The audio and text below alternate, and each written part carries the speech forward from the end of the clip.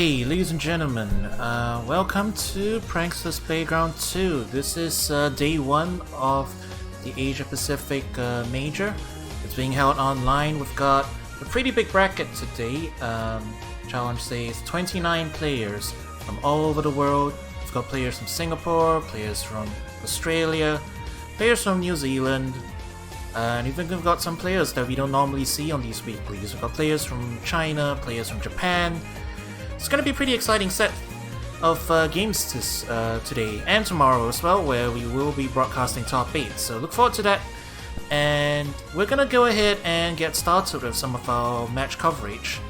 And first up, we will be seeing some Winners Round 1 action right off the bat. So yep, coming up next will be... this is going to be Komachi. And a new player, at least relatively new player, I think that's Robin. And yeah, we'll see how this goes. Komachi rocking the God of War. It's you know, Komachi doesn't really play Pokken too often, but it's nice to see him come back. One of the more strong God of War players in the past, although that title has probably been claimed by Enigma nowadays in this new region. But it's pretty clear that he hasn't really lost much of his skill. Still playing the matchup as per usual. Very dominant already, just starting off. Robin, I think, is one of the newer players, and yeah, doesn't seem to quite know how to approach this matchup, unfortunately. God of War is kind of a difficult character to fight if you never played her before. Trap character, heavy on the zoning. Robin's sitting back now, just trying to get some space. Trying to figure out what to do here. He's playing a little scared. He's playing very defensive here, just sitting in the corner and waiting. And the patience pays off. He manages to get in, he gets Leaf Blade going, and catches another one. Tries to go for the raw Giga Drain. But unfortunately, going for the follow-up of the detect, getting caught on the way in. Still, he's gotten into danger close area. This is where God isn't very comfortable, but with that stalled power, we'll be pushing him back. And yeah, it's not looking too good, but with another Leaf Blade, something might be doable here, especially since Robin does have Burst now on deck. Might be able to get something going. But with the raw Demon Slayer, Troll Crushing, Komachi drops the combo though, and Robin manages to get off Troll Crush, but with this grab, we'll be taking the first game. A very quick round 1. And yeah, so up a game is Komachi. He's gonna be going in for the next one.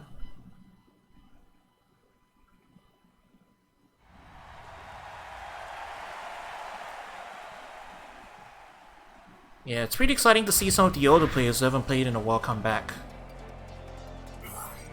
It's always a good opportunity on these majors that players like these coming back to get some games in. It's exciting that way. Yeah, starting off with a little bit of zoning. Komachi wins the first feud phase. Robin maybe a little bit happy on those Giga Drains. Didn't get punished on that one, but trying to space around the projectiles now, slowly trying to make his way in. Oh, tried to reaction detect off of Future Sight. It's not something you can do, but he is answering these this particular projectile wave properly. Playing a lot more patient on the second round and just walking and blocking, which is working out a little better for him. But unfortunately, yeah, there was another simple... one of the easier traps to avoid, but Robin fell for it, unfortunately. You don't want to Leaf Blade there because Scar can just block it and then you get caught by the Future Sight. Now Komachi playing very aggressive, just putting out a wall of projectiles. Robin stuck at full screen, really trying to find his way in, but with that really quick reaction on that Rotom, we'll be getting a little bit of space here, gets the corner. Oh, but unfortunately with that Troll Crush, we'll be losing that set. So Komachi on set point here. Just one away from taking this winners round 1 and sending Robin down to losers.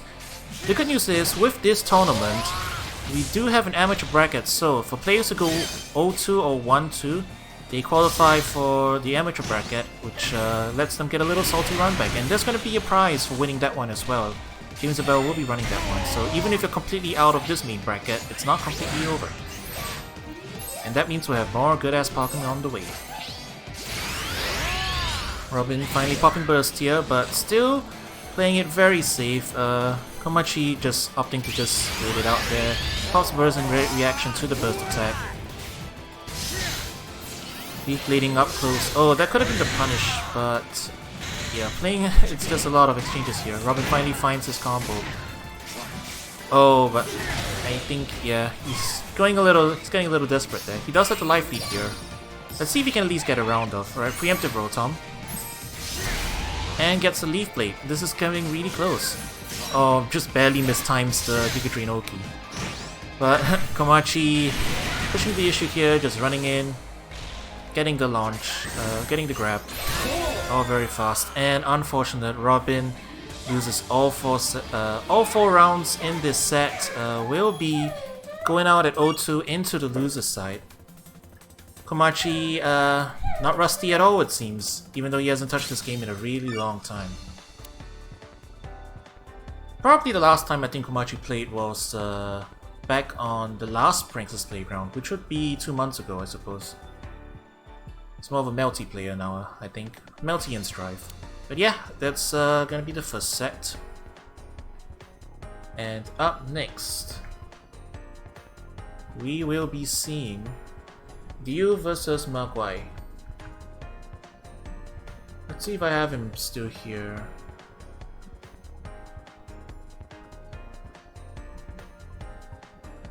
Alright, here we go. Okay, next up for winners round 1 action, we have Dio versus Maguai. Dio needs no introduction, one of the commentators, often playing here on commentating right here on this channel for the Singapore Weekly and the Oceania Weekly. And Maguai from Taiwan, one of the, I believe one of the top players from that region. So yeah, this will be exciting.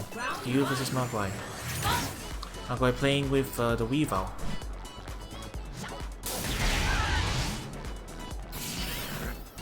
Doing the first feud phase. A lot of corner swap action there, but Dio finds the first starter of the CA, drops the combo unfortunately, but with the falling Soaring Stance Y, very hard to deal with. One of Owl's really strong Oki tools. Gets the corner position again, looking pretty good. Another falling JY there. And Dio playing this really well. Maguai finally finds a grab and escapes pressure, but it's got a long road to come.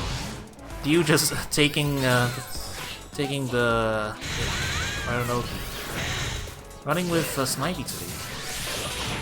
Oh, what a nice agility. But the corner swap.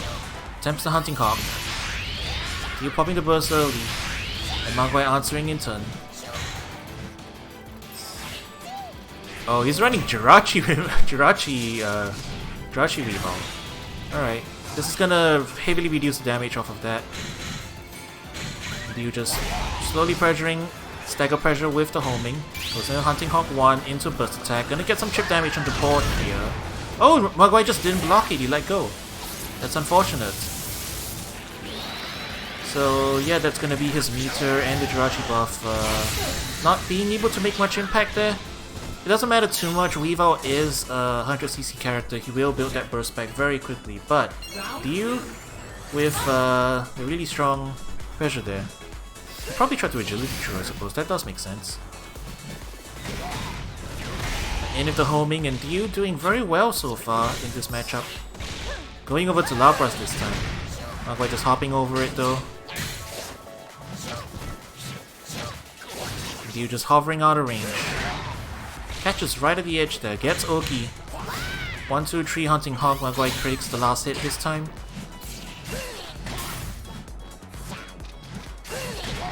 Now we're playing some footsies.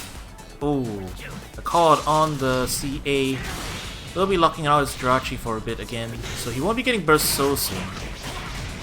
Maguai busts out of the corner. Now we're back to playing a bit of footsies. Oh, Dew lands and unfortunately takes the CA to the face. Luckily, Weavile CA doesn't lead to too much. And now, yeah, we are playing some Street Fighter here. We are spacing out with our Hunting Hawks. Oh, that's a nasty setup. I like it. Calling out the Lapras and getting the grab right after. And another one straight away with 14 seconds left on the clock.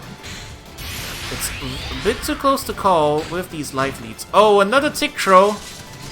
Dew on fire now with these throws. And he has the life lead now. And if he just plays his cards right and plays patient here, yeah, I don't think Maguai can do enough in order to come back there. So that was a really good timeout. And Dew with the multiple throws will be taking the first round against Maguai. That was a very clean first round. Dew playing on fire today, at least on that first round. That was really smooth and really impressive, gotta say. But can he keep it up? Maguai is an S5 player, it seems. And you know, anybody who's as much as we say rank is kind of meaningless, anybody who hits the S rank, probably you gotta watch out a little bit, right? Yeah, here we go, round 2, game 2. Maguai playing a little more further away this time. Oh, puts the ice trap down. Dew lands, walked into it by accident, and it's gonna be the first face. Maguai just slowly walking into the corner, gets the throw. Again, not a lot of damage on Weavile's throws, but they will slowly add up. Dew seeing the guessing the correct reaction after that whiff grab. Stuffs out the approach there. Very clean, gets the wall splat. Decent chunk of damage. Playing with the spacing game, backwards and then homing forwards. Maguai wants out of the corner. Pops first. Still locked in the corner. And takes a throw to the face. That's gonna be... Oh, 1 HP situation there. Non-wall split 1 HP situation. 1-2 homing. Maguai tries to hardcore homing 3. Doesn't work. Oh, and a cross up on the JX. Unfortunate for Maguai.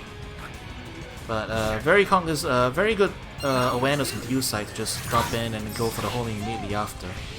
Right, Maguai's popping the Jirachi early. Oh, that's gonna be punishable, but oh! I'm not sure what happened there. A little bit of face pressure, and Maguai gets the grab.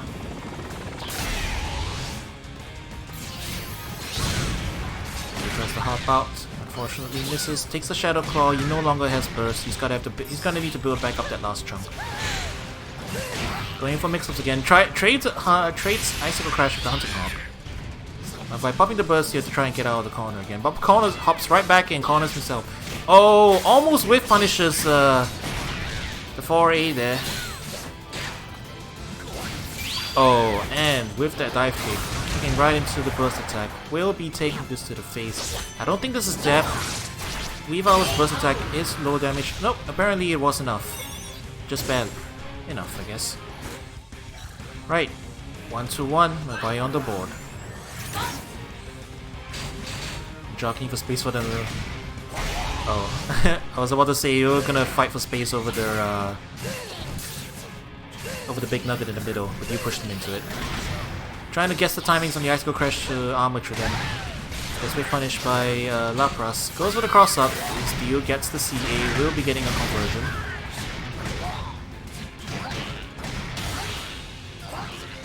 There you go.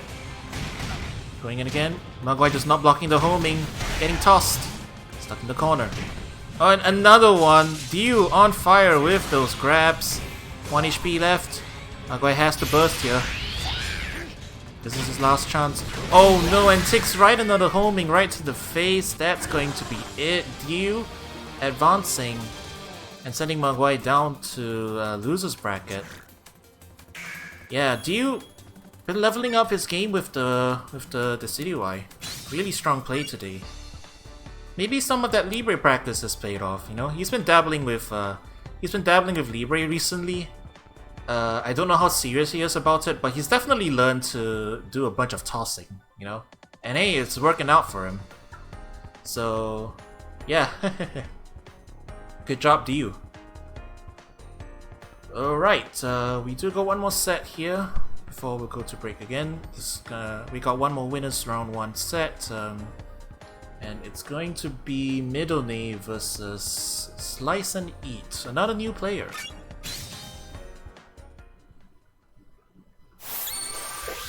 midonnay, I think, also needs no introduction. Resident Pikachu player for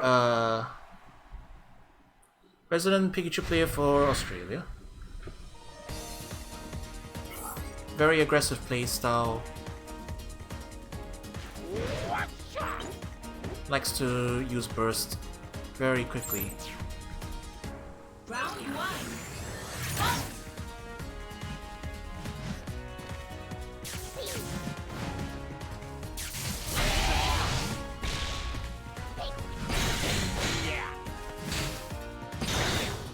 Hang on. Sorry folks, let me update this overlay real quick. Alright, here we go. We've got our new player, Slice and Eat. They picked up the game pretty recently, within the last month or so. So, one of the newer players. But we'll see how he... I think this is probably his first major tournament. So, we're gonna have to see how he does. Oh.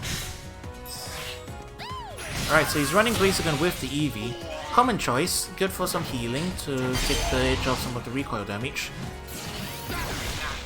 And he's not afraid to use those enhanced moves. He's already gotten burst. Definitely has a handle on that stuff. You know, that recoil damage can be leading to some good. Can lead to your early burst, and then you can start using it to overwhelm. But midonnay has a signature burst, running with his Jirachi as well as per usual. Caught out of the air with the Blaze Kicks. Blaze Kicks cross up, and just goes in with this Sky Uppercut. Wow. That's something you don't expect every day. You know, someone just comes up to you and raw shore use you on wake up. Yeah, you gotta respect that. Alright, Slice playing it patient there. Definitely has some practice here. Although dive kicking into the electric pillar, not as much, I suppose. I don't think he knows to C8 and stuff if he wants to. But hey, we all learning. And mid already with the meter again. Calling in Eevee to deal with the light armor if he needs to. Right, Slice playing it safe, hops over the burst attack. Yeah, he's just waiting. Oh, unfortunate. I like that idea. He was almost able to whiff punish mid there. Unfortunately, just a second too late. A second too early, rather. Mid was still in the air charging the thunder. So now it's round apiece. And we'll see how that goes. Right, picks up the big nugget there. Australia's been teaching him well to pick up those nuggets. Oh no, unfortunately corners himself, but Shoryu's out! Shoryu's out, alright. He's got in his meter. He's going in. Oh, yeah, a little bit too late there. I think he probably wanted to go into Flare Blitz. But mid answering back with his own burst. Oh, again with the Sky Uppercut. Wow, and actually calls up mid's wake up burst attack there. Blocks it, and it's gonna be an exchange of burst attacks. And mid with not a lot of life here. Oh, almost got that. That was a good idea, actually. I really like that. Slice, for a new player, definitely playing with his heart there, and gets the armor pierce to win the first round. Very impressive from Slice as a new player. First time in a tournament, and he's taken a game. You have to applaud new players who do that, right? It's a pretty scary experience signing up for a tournament for the first time, especially one as big as this one, with all these killers running around in the bracket. But yeah, Slice up a game over midonnay. Not to be confused with Slice from the US, that's a different player. This is Slice and Eat.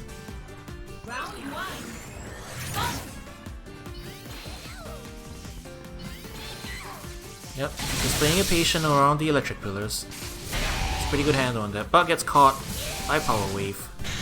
Just goes in slowly with the dive kick and now going in with the elbows. Mid is opting to zone him now. Slice just playing it patient, walking him into the corner.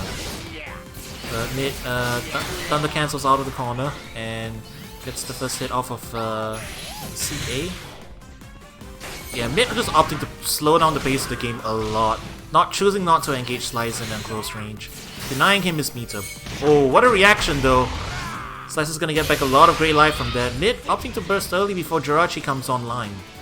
Being a little bit pressured, doesn't want to get put in the blender. I guess Slice's aggressiveness has been scaring him a little bit. But the plus frames after the burst attack will be getting him some more damage. Oh, if this was a game with directional block, I would have said that was a cross under. Slice would have like blocked it. Unfortunately, it's just a matter of he didn't put the block up in time, I suppose. And yeah, Slice having a lot of problems with the electric pillar, doesn't seem to know how to deal with it. You have to see a DC if you want to get around it. It's probably it's the easiest way. Slice opting to burst in field. Tries to base kick forward mid, the side homings around it. And will be getting his own burst online here to challenge. Oh, did that catch the backdash? Oh, unfortunately not quite fast enough though. Mid manages to burst attack to keep himself safe. And gets the CA, drops the combo after though. Ah, misses the sky uppercut this time. You can't hit every Shoryu. Not every single one. And now Mid just backing off again, putting up more electric pillars. And Slice is taking all these projectiles to the face, calling Eevee for a last bit of healing. Gets caught by the dive kick. And this is gonna be last hit situation here. Wingard Fist, this regular one. And the Thunder on the back will be catching Slice. Mid slowing down the pace. Slowing down the pace of the game, working out for him. Now it's one apiece. Oh, and I am seeing a character change. It looks like Slice is going over to Charizard over here. Guess he's a fire Pokemon player, the fire starters, right? Blaziken, Charizard. Well, they both got Flablets, right? Let's see if he knows how to play this character. This character is somewhat of a harder character to play. His movement is difficult. He's got to do all this tricky combos. It's gonna be really hard to do, especially as a newcomer. Of course, though, you could just fire punch in and hope for the best. Maybe that's his aim here, you know. His solution might be to fire punch through the electric pillar. Oh, he's playing it patient right now. They're blocking the zoning. Yeah, he's trying to fire punch in. Unfortunately misses. Gets whiff punished by Nuzzle. And Mid just backing off and going for zoning again. Yeah, I don't think Slice knows how to fly. Oh, corners himself. This is a bad position to be. Gets tossed again. Yeah, Mid just hanging back and zoning again. Just taking it slow. Right, that's Slice has found the JY. That will help a little bit. Just homing 2 and midonnay gets caught.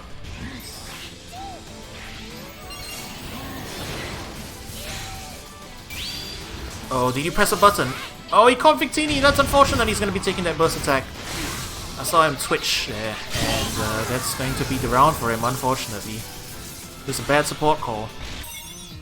midonnay up one round over Slice, sitting at match point. Slice running into those electric pillars. We're having a really tough time dealing with them. Alright, he's deleted one of them with the JY. Yeah, I think that might be his answer, but he lands onto the electro balls. Caught out of the air. EWGF. Alright, Slice will be popping bursts here. Goes in with the just lets Fire Punch rip and Mid punishes him for it. Put back in the corner again. And just runs through the projectile. And pops burst here. Mid's probably gonna block it. Not much issue there. Calls Victini. Oh, Chris. Oh, right at the edge of that. It's going into Flamethrower. It works, I guess. Fire punches himself into the corner, but gets caught on the way out with the CA. And just raw EWGF again. Oh no! And the Nuzzle beating out the range on the regular grab. Midonnay will be taking the set 2-1 over Slice. Still, that was a really good performance from Slice for a first time player. Taking a game over Midonnay, especially that aggressive play, that was really clean. So yeah, we gotta give props to the new players where they're due. Anyways, don't go anywhere, folks. We'll be going to a short break, and when we're back, we will be seeing more. Good Pokken. So stay tuned, and we'll be right back.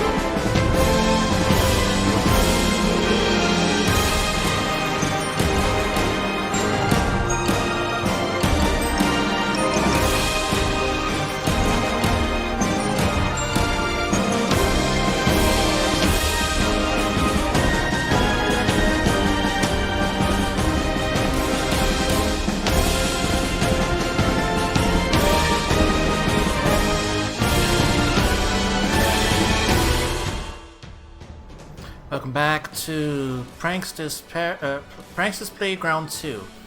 Coming to you live.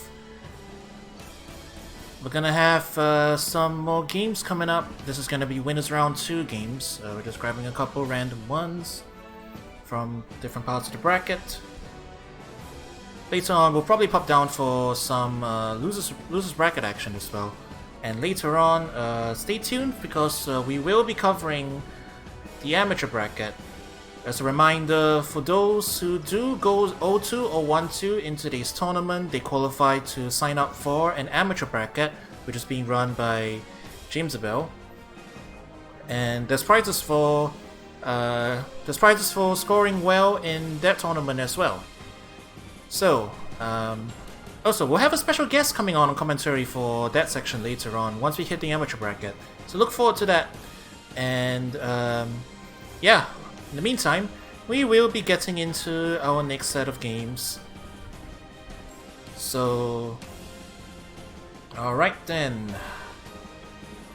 Winners Round 2 action. It's going to be Kapo versus Iceburgy up next.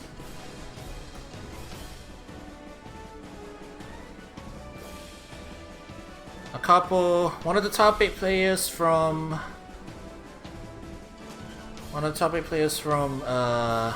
the last tournament. So things are gonna get pretty exciting. Going up against Iceburgy, one of the top players from the Australia region, prominent Gengar player. And yeah, it's gonna be a clash of two really strong players from early on in the bracket. Kapo running with the Shadow Mewtwo today. And Iceburgy running with Signature Gengar as well. Caught out of the Permeate. With the Vortex. Yeah, going with the net play shenanigans with those plus frames, getting the grab. Yeah, this is a bit of a polarizing matchup. Because Gengar doesn't have a whole lot of life to play with, but neither does Shadow Mewtwo. So things will get pretty explosive pretty quickly, I would assume. Alright, Iceburgy setting up the Yoki, and Kapo already has the meter though, it's just gonna pop out straight away.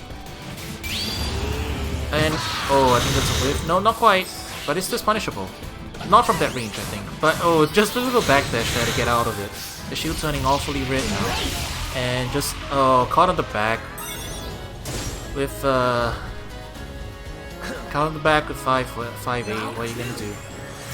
Iceburgy running with, yeah, he's running a Mimikyu today. Interesting. I don't actually see him... Actually, I can't remember. He may have been running Mimikyu recently, but he's more known for, I believe, running with, like, I actually forget which other support he runs. Those are different ones, though. In any case, he's gotten his meter. Mega Gengar will be out on the field now. And he has the Yoki situation here. Oh, just side strikes out. Yeah, there's gonna be a little bit of recoil damage on Kapo's side, but he will be going for the heal here.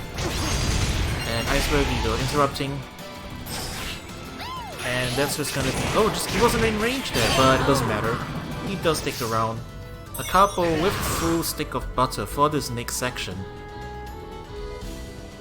Iceburgy's gonna have to work really hard to get his meat, to get anywhere close to Mega Gengar again. It's a bit on the back foot here. Pops for the attack buff. Iceburgy getting a little bit of damage on the board. Just goes in for attempts to go in with the raw hypnosis. Kapo throw crushes it, and on that next exchange he does win. So denying Iceburgy more meter. He's not gonna be getting. He's still working on it. But with that burst now in play, this is gonna be really tricky. Iceburgy's just gonna have to be very careful. Oh, they forgot about that pillar in the back, and just. Maguai shenanigans, getting another toss. And oh, I saw Iceburgy twitch for a second that he moved. But he ran into a mirror! Oh no! He just ran into it, that's unfortunate. Oh no. Kapo with that explosive first set. Already up 1 over Iceburgy. This is a vicious bracket. Iceburgy, known for making top 4 very often in the Australia weeklies. Already facing heavy facing heavy resistance this early in the bracket. It's gonna be a hard road to climb. If you send down to losers this early, well, that's gonna be pretty scary for everybody else down in losers with him, I would assume. But yeah, we'll see how this goes. Kapo up 1 round over Iceburgy. Round 2, let's go. His homing's under, but second hit of homing gets C8 true. And again, Iceburgy really wants to win these feud phases. He needs the meter a lot more than Kapo does. And Kapo knows that. He's going to take every opportunity he can to win as many feud phases as possible just to deny Iceburgy from getting anywhere close to his meter. And yeah, this round's just not going well for him. He's taken so much damage. He lost on that last feud phase because he was too far. The Shadow Punch didn't come out in time. And now he's just stuck in the pillar hell. Yeah, Kapo up another round. He is on the cusp of winning this set. Round 2. Things are very dangerous. Slowly working on it. And another feud phase win for Kapo. This is just so difficult for Iceburgy right now. He does have OP here, but with Kapo popping burst, he nearly just popping out of it. Oh, he attempts to teleport backwards. Unfortunately, he gets caught by the tailwind of Mimikyu for a few seconds here. He will be fine. That burst is going to be very heavily nullified, and yeah, he managed to outlast it that time. Shadow Mewtwo with the shortest burst duration in the game, but it doesn't look like he'll need it. Nice permeate true from the oh, a lot of shenanigans happening here. Just barely avoiding those pillars. All this close range dodging. Oh no, the side strike. Oh no, that's unfortunate. Off the wall. Okay, he didn't get wall bounce there, so he still has a little bit more health to work with here, but he really needs to win this next field phase, and it's over. Kapo with a dominant 2 sets of games, just putting Iceburgy, one of the top players in this region, down to losers bracket in the second round of winners. Wow. Yeah, this is a really difficult bracket, everybody. Top players being sent on to losers this early. This is the Prankster's playground. You know, this is just what it is. Yeah, well, we'll be seeing more of those players later on. But in the meantime, we will be moving on to our next set, and it's going to be Jamesibell versus Enigma. Now, Jamesibell, I don't think I've seen him play in the OC weeklies too often as of late. And when he does, he usually brings out a different character, you know? Like, he plays his Blaziken a lot in these weeklies, but by the looks of it, he's bringing out one of his mains for this one. It is a proper tournament after all, so I guess he's going for it. There it is, the water dog. This is going to be exciting. We'll see how this goes. These two players facing off this early in the bracket as well. One of them is going to be sent down to losers with the counter players. Any with a few phase reset, that's a signature. Thanks to stocks. Jamesibell walking Any into the corner. But gets the NTS straight away. Using Snivy here is going to use the opportunity to bust out. But there's the Church of Pachirisu pioneered by Down Under. Gets a hefty chunk of damage on the board. And just opting to back off in the meantime. And wow, what a reaction to piercing the energy ball. Immediately going for Aurora Beam. Actually getting the counter off of that. This is some... Yeah, you want to see character specialist. You want to see good Suicune play. You've come to the right place. Jamesibell, the master of this character. Putting Any on the back foot here. Doesn't have a whole lot of stocks to catch with, but will get an anti-air off the Snivy. Misses the pickup from the homing. Playing danger close here though. 16 seconds left on the clock. Another Pachirisu online. But Any finds the CA. It's not over yet. She's got 10 seconds to make this comeback. Spending the burst here. Opting to go for it. She's gonna try and chip him out. She's gonna try and chip for damage. James forced to burst here as well to maintain his life lead. He doesn't want to get overwhelmed here. Yeah. And even with the chip damage off of the burst attack, it won't be enough. So James will still be taking that round, but Any managed to force him to use his burst there. So, a small victory for this next round. Alright, Sniper coming out early. And yeah, Jamesibell caught trying to CA through it, and he immediately taking that first free win. Almost through the Blizzard. Yeah, unfortunate. Blizzard is Blizzard. Gets the full charge forward Y, goes for the reset again, and Annie, tick throwing. You want to talk about how Jamesibell is a character specialist this week, and now Annie is a character specialist as well with the Gardevoir. He does that burst here. Op's not suspended though, takes a throw.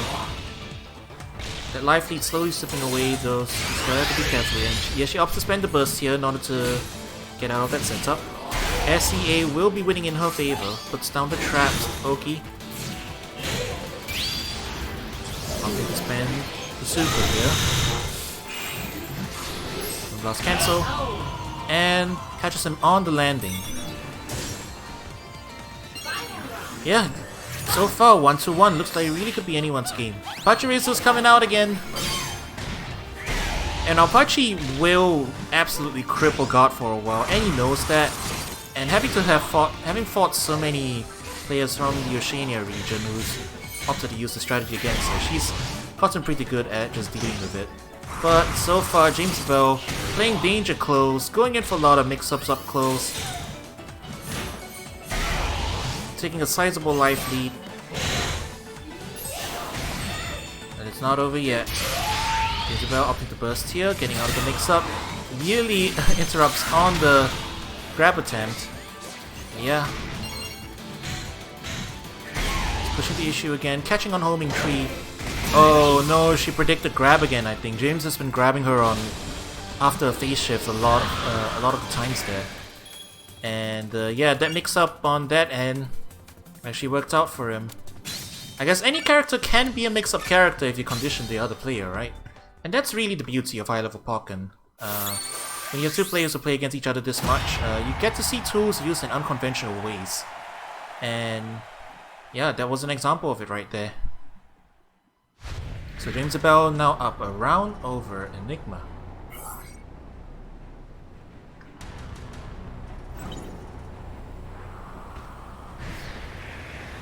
Okay, up next, 1-0.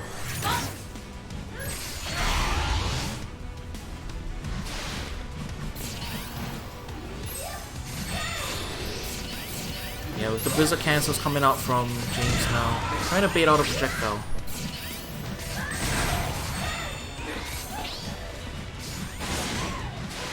Catching Annie trying to go for Calm Mind follow-ups there. And now he's managed to walk all the way to the corner, forced to spend the resource. The Snivy. Well, with the teleport corner swap, almost with punishes the CA there, but I think neither of them were really prepared for it. Jamesibell going for another throw here. He'll be setting him back to field into the corner with the ice setup. Oh. And Annie manages to get out of it by opting to take the hit off of the ice. And now she's got the corner position. Tries to punish Magical Leaf, but Annie spaced it just right. It wasn't actually punishable at that point. She managed to see through the second hit. Pachirisu coming out into the Snivy, denying the advance while Pachi is out. And Annie going for aggressive close CQC options because Pachi's still on deck there. Glass buying her some space.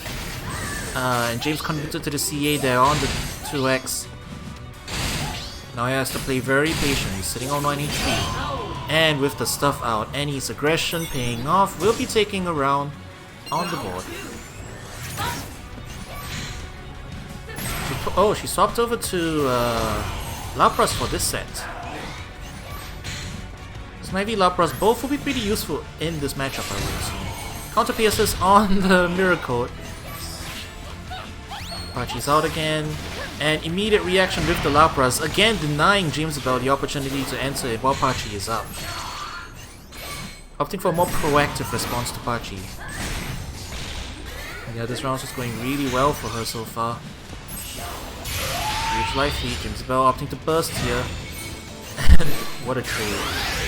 Annie again also wants to revive her own burst after James got in. But with the homing, we'll be taking the first hit. Catches on the pursuit.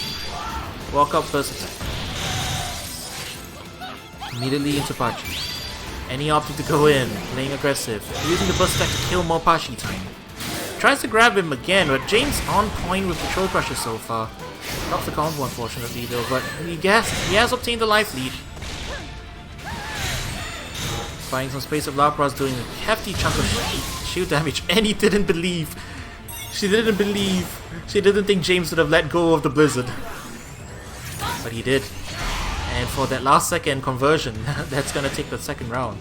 And he on the cusp of taking that round there, unfortunately. Oh, takes another Blizzard to the face. That time that was a whiff punish on the side shock. What a reaction to Mirror Coat though. And now James getting anti-ed. Full screen zoning. But Annie getting caught again on the Calm Mind follow-ups. Teleport back, getting caught by JY.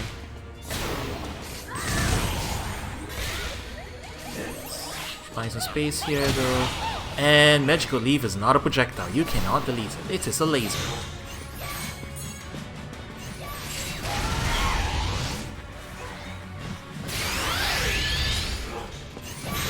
Burst coming out.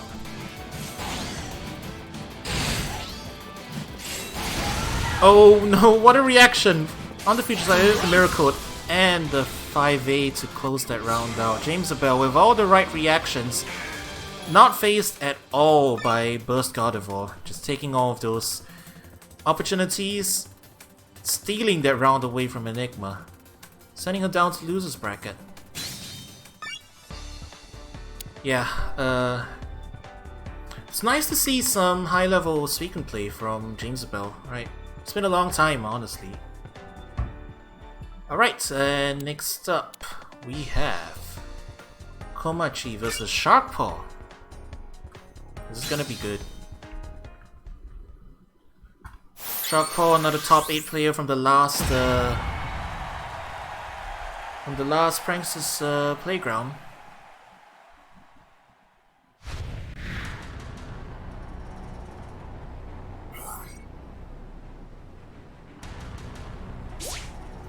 A really scary, really dangerous Garchomp player. Going up against Komachi, the OCE Gardevoir. Kapo just looking for his opportunity here. Needs to cut to get armor true.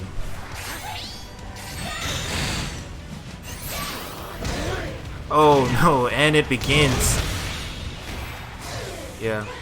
Just let go of a button funny at all, and he's just gonna come rushing in. Troll Crush buys Komachi some space. Oh, with the Dragon Rush though, with punishing on the 2x. It's so much damage. God really can't afford to make too many mistakes against this character. Anything gets whiff punish, he's gonna be dying in 3 hits. An exchange of supports. And a trait there. He doesn't have a lot. This is still okay for Komachi, but he doesn't have a whole lot of life to play with there. And that's unfortunate. He was pretty close, but off of the perfect block on the burst wave, and immediately after just getting grabbed. This last second scramble situations, the decision making becomes very important. Look at that movement of the pizza cutter. Oh my goodness, that take to avoid? That was perfectly timed. Look at all these mix-ups coming in. Alright, but Komachi does manage to bust out of the corner with the C8. He's getting a decent amount of distance here. Side Y. You can see SharKpaw still waiting for his opportunities, keeping an eye out, looking for something to whip punish.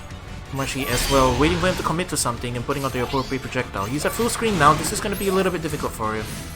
Gonna have to slowly find his way in. Oh, what a whiff punish! Couldn't pick it up unfortunately, but gets the corner positioning. Komachi whiffs a grab and gets crossed up with the Mimikyu. This won't be a lot of damage, but those debuffs are gonna hurt for a bit. And if she opts to burst at this point to get out of a mix-up, it's not gonna be very powerful. She's severely crippled. She will get anti-ed by the Snivy and gets a little bit of a conversion. Alright, low HP, but SharKpaw with the burst on deck as well, keeping the corner position. Pushes back at the last of the stored powers. Komachi sitting on danger here. Oh, You did it to me, I can do it to you too. Going back to field, this is gonna be looking pretty good. This grab won't do enough damage, I think. He can keep the... Yep, and he still has the life lead. Komachi played that super well, going for a gutsy grab to establish a life lead right at the end there. One piece. But she's in the corner again. And it's time for the blender. Alright, we get another one. Oh no, is this an actual unblockable? Yeah, it looks like it. Full charge. Alright, CA. Still trying to fight his way out is Komachi. Still stuck in the corner. Finds another one, finally. Gonna get some space. Will he opt to shift there? Yes, he does. Doesn't want to be in the corner any longer than he needs. Time to win out. He's got some start power on deck, so he can buy himself some space if he really needs to. He took out the whiffs, but no punish. And unfortunately, Komachi spends the stocks. SharKpaw whiffs punishes. And now we're on last hit territory here. And another grab. With the Brian Fury. SharKpaw, with all the momentum, will be taking that set over Komachi. And it looks like Komachi doesn't want to play that matchup anymore. He's going over to a certain character. Now, the emote is 100 points. I made it affordable, so if y'all want to redeem it, you can go ahead. I'm expecting to see quite a few of them in the chat for this upcoming set. There she is! Let's see if this fares any better. I don't know if Komachi actually plays this character, but if he's going for it, probably does. Finds the CA there. He's got oh, he dropped the combo. It's unfortunate. But yeah. Libre can abuse her CA quite a bit against Garchomp in mid-screen. Her CA is very good. Now just playing it slow, playing it careful. Kapo gets the sidestep on the Snivy. Oh, just a raw 8Y. Oh no, he dropped the combo though. I wonder if he knows... I wonder if he actually knows the Libre combos, or if he's... it might be net play. Manages to whiff out of managed to get past the Mimikyu, but with the troll, he does get cornered. Oh, nice CA in response though. Are we gonna get the wall spec? No, he missed the just frame on the 5YYY. Unfortunately, that means he drops all the combos, and any attempt to follow up will get punished. He's going back to field. What a... Wow, what a double team. And he gets the corner positioning again. But oh no, SharKpaw with the response immediately just Stone Edges on the Snivy, and Koma not able to respond to it in time. The perfect block. Oh no, that's gonna whiff, and that's a punish. Yeah, Komachi autopiloting the burst attack immediately after the burst wave, after seeing the perfect block. I think he assumed that he would have perfect blocked and then run forward instead of backwards. Drops the combo again, unfortunately. He tries to go for roll web. It did not work out that time. Unfortunate. And yeah, this Libre has some pretty cool movement, but unfortunately just dropping all the conversions so far. It could be a net play thing, it could be unfamiliarity, but either way, bit of a mixed bag. Stuck in the corner again. Tries to wall charge out. Alright, manages to stay safe just in time. SharKpaw wasn't ready for it. Tries to convert off of the JY way too late. JX gets punished. JX, 5X gets punished. Stuck in the 6X, not 5X. He's stuck in the corner, takes the shield break. He's never allowed me to... Oh, okay, sometimes you just gotta do it to them. Gets a little bit of space to breathe here. Calling Snivy as a Oki option again. Gets the JX. Alright, he's got Kono. What's the mix up? Oh, he goes for the 8X. That gets NTR'd immediately. With Release X. Blocks the Mimikyu. Oh, and just times it perfectly immediately after with the mix up. Komachi gets a strike, and that's going to be it. SharKpaw taking it 2-0 over over Koma, sending him down to losers bracket. Yeah, well, that's another 3 games off of winners round 2. So again, Don't go anywhere, and we'll be right back after this break. We'll have more Pokken action coming up, so stay tuned.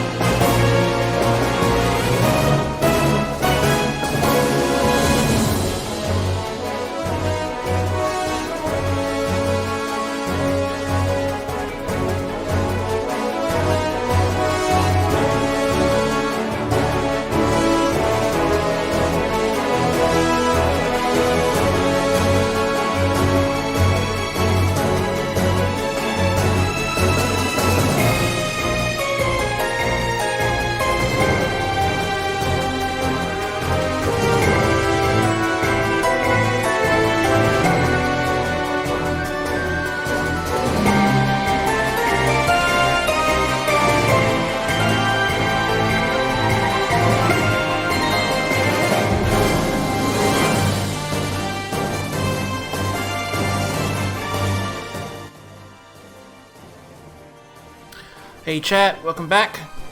We're gonna have a couple more replays coming, and in a bit, hopefully we'll get some other people on the desk together with me, or replacing me, as is. We'll see how it goes. Alright, up next, we have TokyoDrifloon versus Antwerp. I believe this is it's gonna be losers round 3, so we're getting some losers round. We're getting some losers bracket action now. The stakes are higher. Whoever loses this one will be going home. Although, depending on where this is in the bracket, I'd still be eligible to go for the amateur bracket. So we'll see how that goes.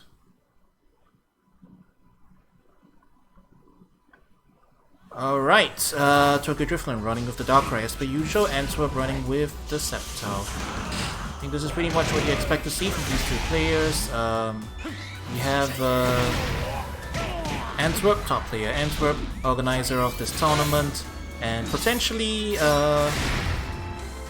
special guest later, we'll see. Going up against TokyoDrifloon with the Darkrai. So far, TokyoDrifloon setting up pretty fast, pretty quickly. Has all the orbs now. Can use for charge A if he needs to. Get some space. Antwerp though, putting him into duel. He's gonna have to fight his way out here. He does have the orbs though. Orbs will give him an opportunity to get out of this situation if needed. And there it is. He gets his conversion. Will be going to BDR. Running Apache there, I guess, to get rid of the plants if needed. Oh, but with the whiff punish. Oh, yeah, it wasn't quite. Yeah, Ant wasn't watching his health there, I think. Neither was I. I got hit by that. Calling Imoga in response and just takes the hit. First round going over to Tokyo. Setting up the traps really quick, starting to work on those orbs. Control wise coming out. Ant finds the whiff punish with the leaf blade, gets the corner positioning. Tokyo just busting his way out though, setting up a clone, trying to get his either get back to field or get the setup ready. But in the battle of the setups in the long range, Ant finds this one first. The Giga Drain will be erasing everything on the field as it resets. They're working on breaking that shield, and he gets the shield break. That's going to be. Oh, we got Imoga combos. Alright, we got the swag on deck. And the defense now not doing him any favors. Yeah, this is a dangerous position. Stuck in duel with no BDR. Another round going over to Antwerp. Still, it's a pretty even game out, all things considered. Both of them have full meter, have support on deck. Let's see how this goes. Puts the mirror up. Pressuring Ant, but Ant is not biting. Playing patient, gets the grab. Going down the seats. Teleports back. Now just putting out the zoning outside of Giga Drain range. Oh, unfortunate. Bad nasty plot there, I think. Couldn't quite trigger it. Taking a lot of damage in this duel phase. Apache comes out to erase the traps there, but he's sitting, actually sitting right out of range of replay there, so that worked out for him. He's getting a lot of favorable trades on these traps now. But he will get whiff punished on that, and that's going to be a trade, and he's going to be put into duel. He needs to find an opportunity here to get into BDR, or he's going to be screwed. Oki situation. Wake up grab! Right, he stirs burst here. But non-BDR burst Darkrai, not particularly powerful. But if he does find a grab in field, he will be able to get BDR off of that as well. Just looking for his opportunity here, staring each other in the face. And gets launches Tokyo, and with barely any time left on the clock, they both realize, yeah, Ant wins. There's no way he can do enough damage to get back in there. So Ant will be taking the first one, but Tokyo with the setups in the first round, honestly not looking too bad. Let's see if we can bring it back in this next set. I think it's still doable. We'll have to see how this goes.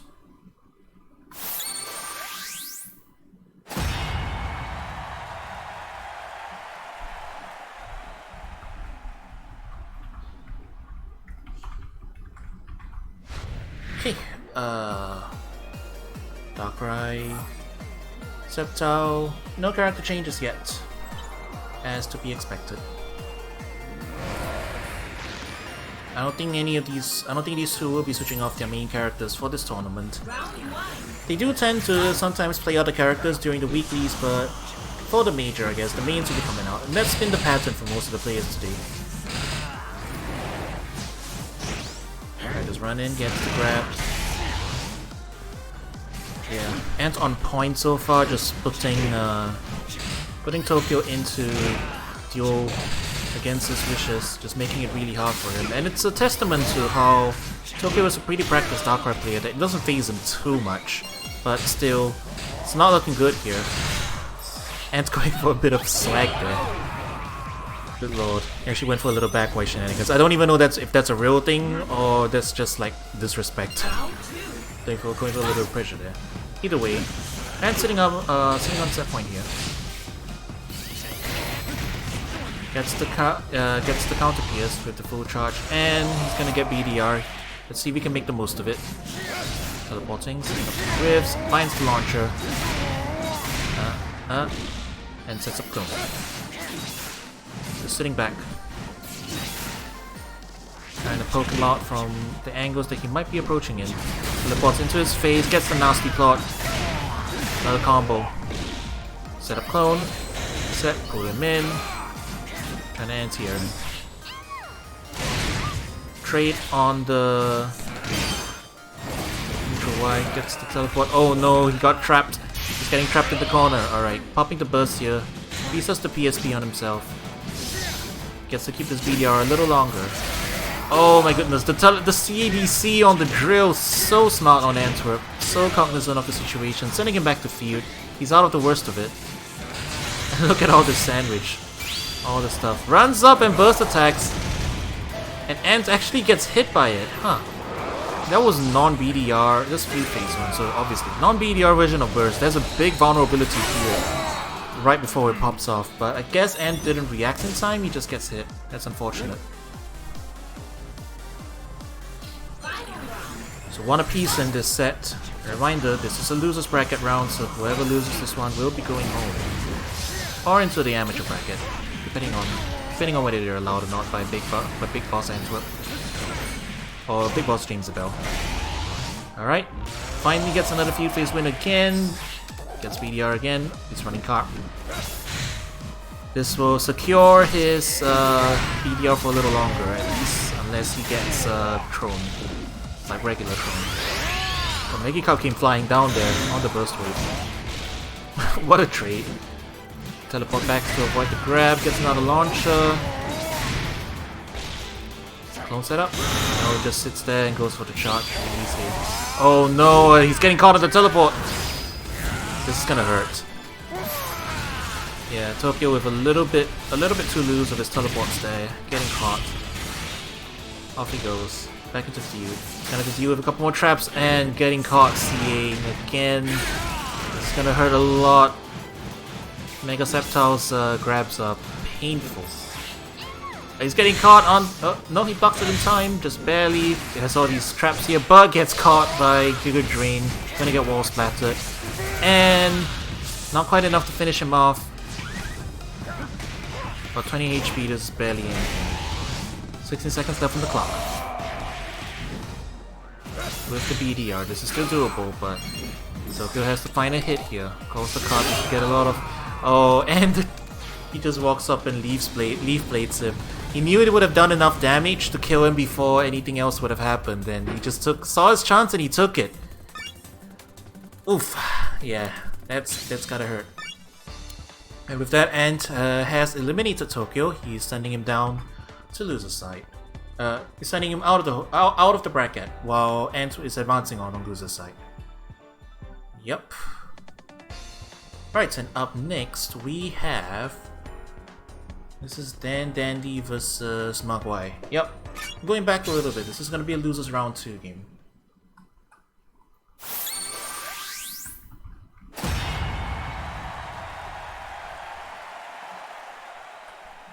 And interestingly, this looks to be a Weave Audito. Yeah, this is a VOD detour.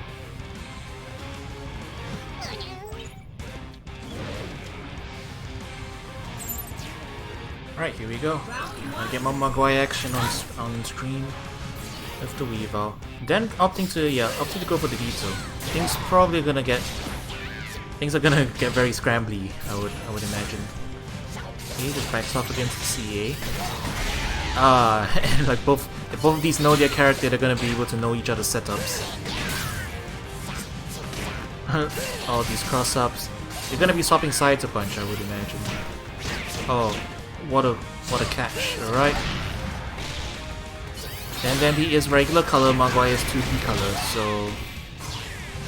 Yep, Dan coming up on top on those exchanges.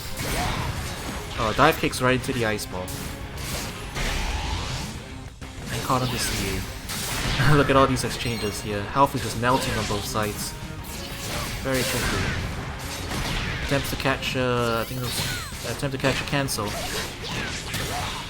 Yep, and the taunt not working on his favor that time. Then opting to pop burst here. Whoa, just almost barely misses that. Oh, they're both running Jirachi as well. This is gonna be interesting. Oh no, I don't know if he meant to do that. Oh, but Maguai ran into it. That would have been an easy whiff punish, but yeah, that's unfortunate. Well, they both have Jirachi buffs up, so they basically cancels each other out. But Maguai is gonna lose his burst without being able to use it. And just takes another homing to the face, and Dan's gonna be taking the first set, the first round. That was a little bit weird. He just ran into it. Maybe a little bit too eager, trying to like run in and like counter his super with a super. Okay, taunt. Gonna get the debuff. Dan winning this exchange here. But right back at you. Gets the corner position. Taunt coming out, the busting out. But see, Maguai doing a pretty good job of just locking him in the corner here. Knowing all the options that Dan is going for and responding to them in kind. This round looking very clean for him. The patience sitting right outside the range. It's launched into the air though. Still lost the territory for Aedo again though. Dan wants this round. He's popping burst here. Oh no, the Troll Crush! And the PSP not quite enough for him to get confirmed into a kill combo there, but this is still very dangerous for either player. It's gonna be a bit scrambly. Did Maguai press a button? He pressed the button, he tried to grab. Oh no, I think that's it. Yeah, that's definitely it. Dan's gonna take this first set 2 rounds over nothing to Maguai. The Weavile Dito. It's very exciting, right? Both players just playing outside of each other's ranges, scrambling, a lot of cross-ups. Very hard to follow, to be honest, some of it. But yeah, 1 round going to Dan.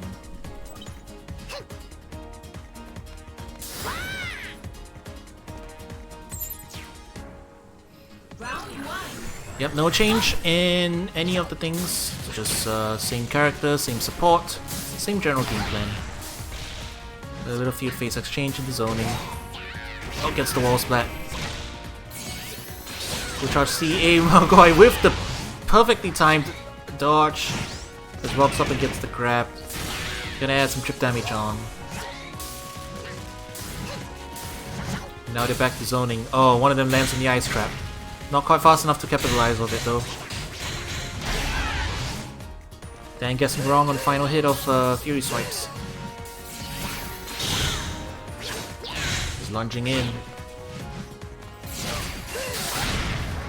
Gets caught out of the air with the Icicle Crash with the CAN. While Weavile's grab doesn't hurt too much, when you're in rage like that, the mix-up becomes real. Either way. Maguai on the board. Still delay. Yeah, I would imagine. Alright. Close range pressure, the Troll Crush. That's gonna get a little bit of damage on the board. Hanging back now, waiting out the burst. And Icicle Crashes over everything. Oh, and the launch catching. on the Icicle Crash. Dive kick coming in. Which are CA. Oh my goodness! What a call out! That's definitely a Weavile interaction. Now Maguai opting to play defensive.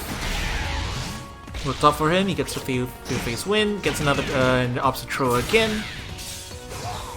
I think Dan's alright with that. It's fine taking that little damage in. Now they're playing around the ice traps. Oh, and Dan lands to his one. Corner. Oh my goodness, that was clean! What the hell? That was actually clean, what the hell? Alright, both of them burst in burst. Magui's still holding on to his Jirachi, he hasn't popped it yet. And Dan has spent his super. That's the catch. I think Maguai may have forgotten about his Jirachi. Or he's trying to hold on to it for later for some reason. And yeah, just timing him out, hitting him with the last few hits, guaranteeing that he has the life lead. Still, that was a clean dodge from Dan, what the heck. That was actually amazing. But Maguai coming out on top for that one. It's a 1-1.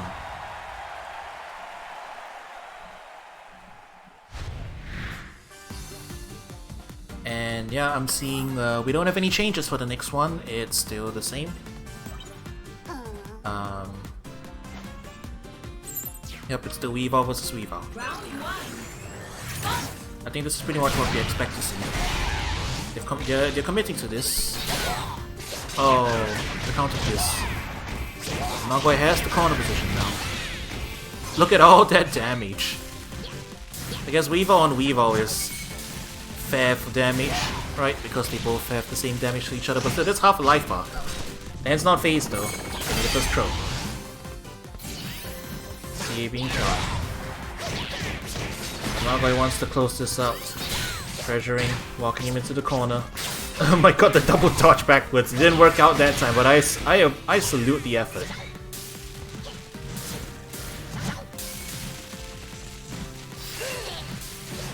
Now he was playing at the zoning range again, looking for an opportunity. Trying to find a place. Pop it. Catches him out of the air. Fast falls, pops the burst, locks him in the corner. And Maguai just hops out immediately. Going Jirachi. And immediately bursting. It's a little bit scrambly here. Oh, did Maguai press a button? Nope, he's blocking this one. And stuffs him out. Maguai, set point here. It's gonna be pretty close. Dan wins the first field phase exchange. Pushing him into the corner. Drops the combo unfortunately, but you know, delay. Wow, actually plays chicken with the full charge CA. Which turned out to be not full charge, but you know. Trying to punish on the Icicle Crash. Walking in. Maguai answering back. Dan just not blocking.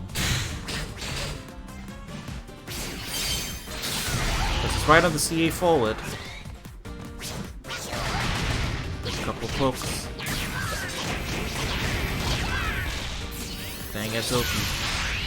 Maguai popping burst to get out of the mix-up. And bursts in response. Neither of them have Jirachi on deck yet, so that's to come. Oh, the Ice Punch though. Is this enough? Oh, he dropped the combo. Pops the burst here. And Maguai was pressing a button. Oh, that's unfortunate. Yeah, that's gonna be another round to Dan. So now it's last game, last round for this set. And both Jirachis went unused. Maguai has his available immediately. Nice backdash. But Maguai just keeping the pressure on. Jirachi getting popped here, and he's probably gonna burst pretty soon. Pops the burst here, but then blocks it. No PSP reset there. Just goes in for a throw. Then hurting pretty bad here. He's nowhere close enough to his meter. Jirachi's still not on deck here. Gonna have a bit of a deficit to work from. Maguai not blocking. He did manage to weather the storm with the burst though. Now just finding an opportunity. Get stuffed out on the CA. 16 HP left. Yeah, he's managed to get his last chunk of meter. He's got burst on deck. Finding the whiff punishes. Calls Jirachi.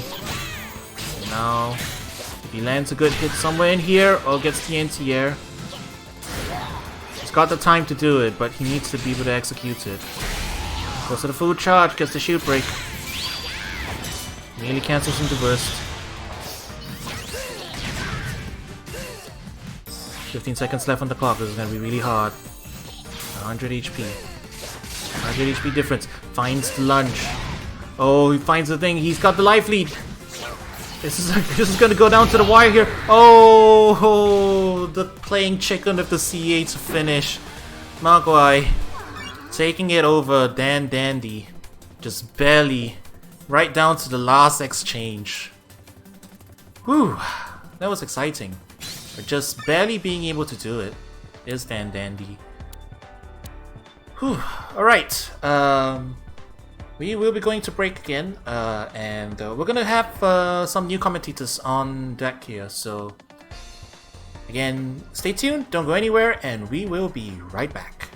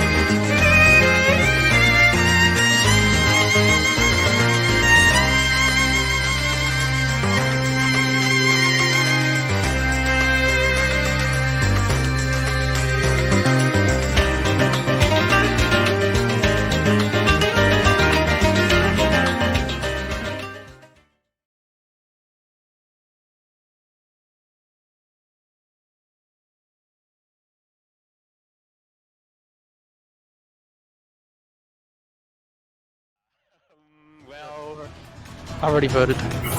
I think this matchup's very interesting. This is definitely going to be a clash of playstyles. Anki, he is a player that plays with his heart. He's very wildly unpredictable player. Oh, look at that! This has support already. Nice. Yeah, he rolled the lottery here. Santa trying to challenge with the air. Wait, did he just get hit out for 0 damage? What? Okay, empties the character, I guess. Yeah. Alright, Santa will take the first phase, and I think he was running. Santa also was running in the lottery here. He is sitting on quite a lot of meter. Catches the backdash with the upper jet. Yep. Look at the chip. Oh no, Anki tried to challenge there. Tried to make the comeback there, but unfortunately makes the wrong read, and Santa will take the first round. And as I was saying, folks, on the other, while Anki is a player who definitely plays with his heart, on the other end of the spectrum here, we have Santa, very technical player, likes to play very methodically. Kind of have to with him because you don't have the options to do much. Yeah. Well, breaks and you can do. You have the punnet. Oh, watch the shield, Anki. Yeah, shield turning very red. Comes into it. I think this is going to be the end of the game. No. Oh, goes for the reset. That's frames. Oh, no punish there. Oh, yeah, he couldn't really whiff punish except for maybe with throw, but that would have been pretty scary. Santa feeling the heat already. He's gonna declare the burst while raw flame charge. Oh, 8x goes wide. But we're seeing breaks and that's that was pretty sick setup right there. Oh, wall splat. Didn't quite convert off of it. The 5x. Santa trying to challenge 5x. Oh no, this suddenly got really downhill. It looked really good. Oh, but that was a really brave challenge with the CA. Anki caught overcommitting, and this will still not kill. 1 second left of the clip. By the ice beam, and Santa, by the skin of his teeth, will take that first game. Wow, that was actually like that was first it was like Santa the whole time, and then as soon as Breakson got into range, she just started popping off. Well, once Breakson gets you to the wall, that's some pretty scary territory there. But Santa has a 1-game lead here. That's pretty big. It could give him the opportunity to go to the Aegis Slash that he has pulled out in the past before, if he so chooses to. Definitely in the best of 3, where like you put Anki on the back foot already, just because like you don't have that game. Oh, you're seeing Santa going for switching to Farfetch'd? Already have 4. I don't remember. He wants to, I do believe it's because he wants to be able to trade with the Breakson's projectiles in field. However, you gotta be a bit careful about that. Breakson has definitely is a character who has the kind of tools to be able to challenge you there. Calling out with the CA there, trying to call out the jump, but the jump arc of Empoleon really saving Empoleon there. Look at the pressure, look at the damage, but Anki challenges with the CA once again. No FCC is just gonna take the guaranteed damage challenge with the 2Y. Oh, and is this going to trade? Oh, this is a really good trade for Anki. 5Y JX goes. No punish. Right, no punish. Oh, nice. Santa recognizing that Anki was seeing a lot. Is gonna challenge with the throw. And Santa on set point here. Yep. And okay, Anki doesn't have meter unless you but Senna does. It's okay. Senna is running away for now. Yeah, okay, there's Boomerang deleting the projectiles there. Anki with the JX once more, pushing Santa to the corner. Santa just getting strangled out. The JX kill connects, even though it was done so late. The challenge is very patient from both players. This neutral is very explosive, now that Santa is in the corner, escapes with the Aqua Jet, taking the Ice Beam chip. I'm seeing like a lack of light screens to deal with try to grab that, and then that's unfortunate. Santa reading that grab like perfectly. Okay, that trodes up, and jumps over the Lapras here, and it's gonna be a punish. Yeah, and Anki looks like he's just kind of what a throw. Oh, that was an insane challenge. Alright. No, it doesn't go for the second that's only there. Still has half the Lapras already. Because it breaks him. Okay, Lapras almost up because it breaks him. Strong. Alright. Gonna challenge the air to air. Doesn't quite get the confirm.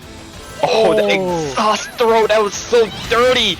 And with 8 seconds left on the clock, unless calls down the Lapras just to lock him down, and unless Santa gets a really big connection here, I don't think that he's gonna be able to do it. That might do it there, and Anki gets caught!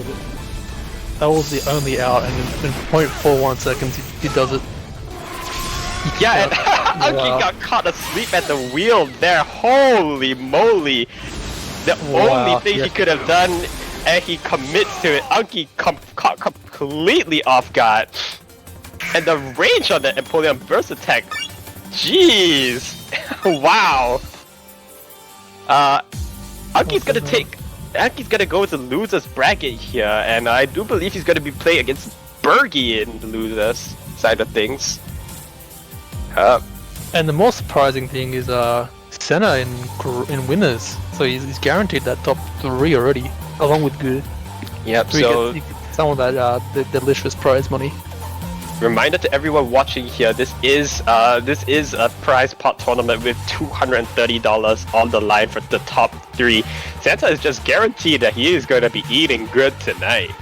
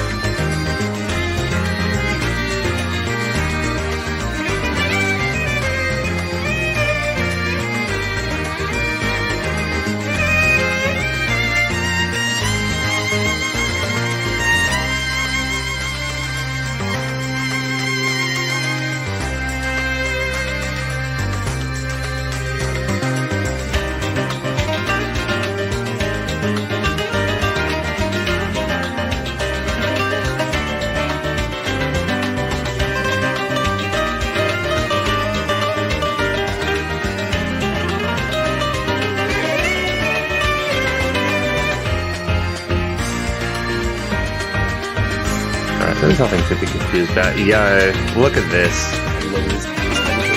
Santa, we're here. What's up, DanDandy? It's nice to see you in person. It's nice to see you in person. I miss your beautiful face. Yeah, I just wish I could turn my Twitter avatar towards you to acknowledge it. Alright, I've got my Palmer, I've got my Palmy, and we've got some dank games for this Prankster's Playground number 2. Dude, this has been an amazing tournament, an amazing bracket. Yeah. Yeah, both the event, all the players, and the production has all been crisp. I'm so excited to watch our next game. Yeah, shout out to Koro for doing all this amazing stuff for us. Yeah, it's the effort really pays off. Guys, make sure you subscribe to Koro, by the way, so you can get a sick emote in the form of Koro's mod. And if you're watching this on YouTube, remember to like and subscribe.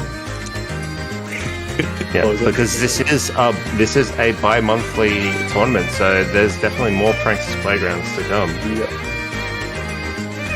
Yeah, and this time around we have a lot more international players. So a big example of this would be Elm. This is the Tokyo community leader from Japan. Yeah, this is a match that I am excited to see because the last time these two players met was actually at 2019 OC Internets, I believe. Yeah. I don't believe they got to play in 2020. So this will definitely be exciting to see. And Jamesibell opting to go for this Blastoise here. That's a lot of confidence in his low tier, but it seems like he wants to prove a point. Last time he fought Elm with his Blastoise in 2019, it didn't really go as well. Yeah, but there's definitely a lot more tech that he's got on board now.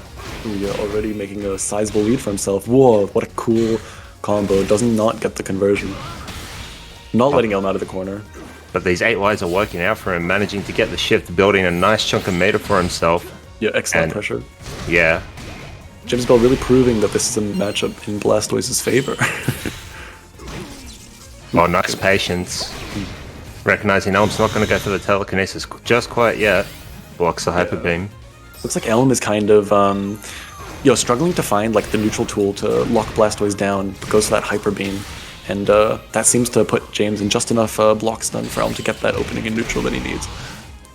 Finds another field phase. Opening him up. Yeah, this is already going back into Elm's favor, but just as I say that. Oh, goes for the 8x into the Hydro Pump Bender. That's huge damage coming out. 15 seconds left on the clock as well. Oh, and the Dark Pulse sniping from full screen. Jamesibell securing that first round. What a strong statement to make. Yeah, and this look at this meter gain as well, like from both players really. Jamesibell playing that 200cc character, already having meter by first round, deciding not to use it though, and Elm very close as well. Oh, Elm carrying the bubble though. Yeah, Jamesibell's pressure is just so unmatched. Going for an 8x? Oh, delayed reaction onto the Hyper Beam. Tried to stuff it out, no dice unfortunately. I can't help but wonder what the connection is like. If there's a lot of delay or not. Because Jamesibell's really going for a lot of preemptive buttons here. Not really deciding to block or punish any of these Hyper Beams. Yeah, but James is no stranger to just mashing his face across the controller. And as we see here, we're getting some nice little baby combos coming out. The Whimsicott call for a little bit of meter.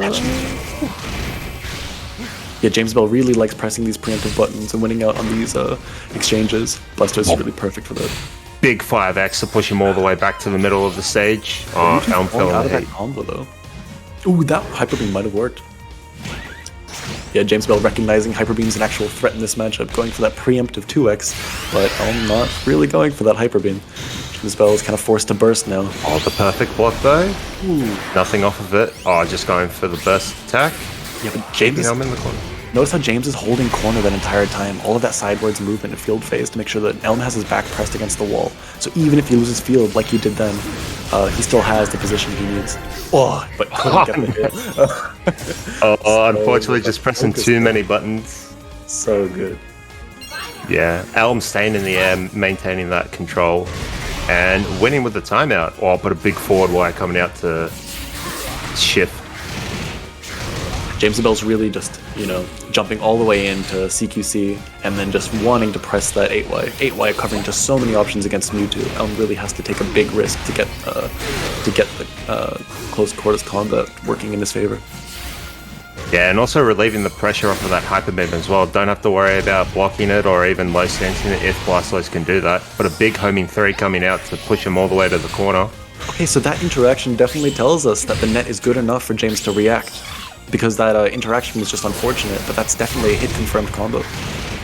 So Jamesibell's opting to go Unga, and that's what that's telling us. Yeah. Oh, it's a big grab. That puts James in a blessed situation. Yeah, respecting Elm just a little bit too much on that wake up.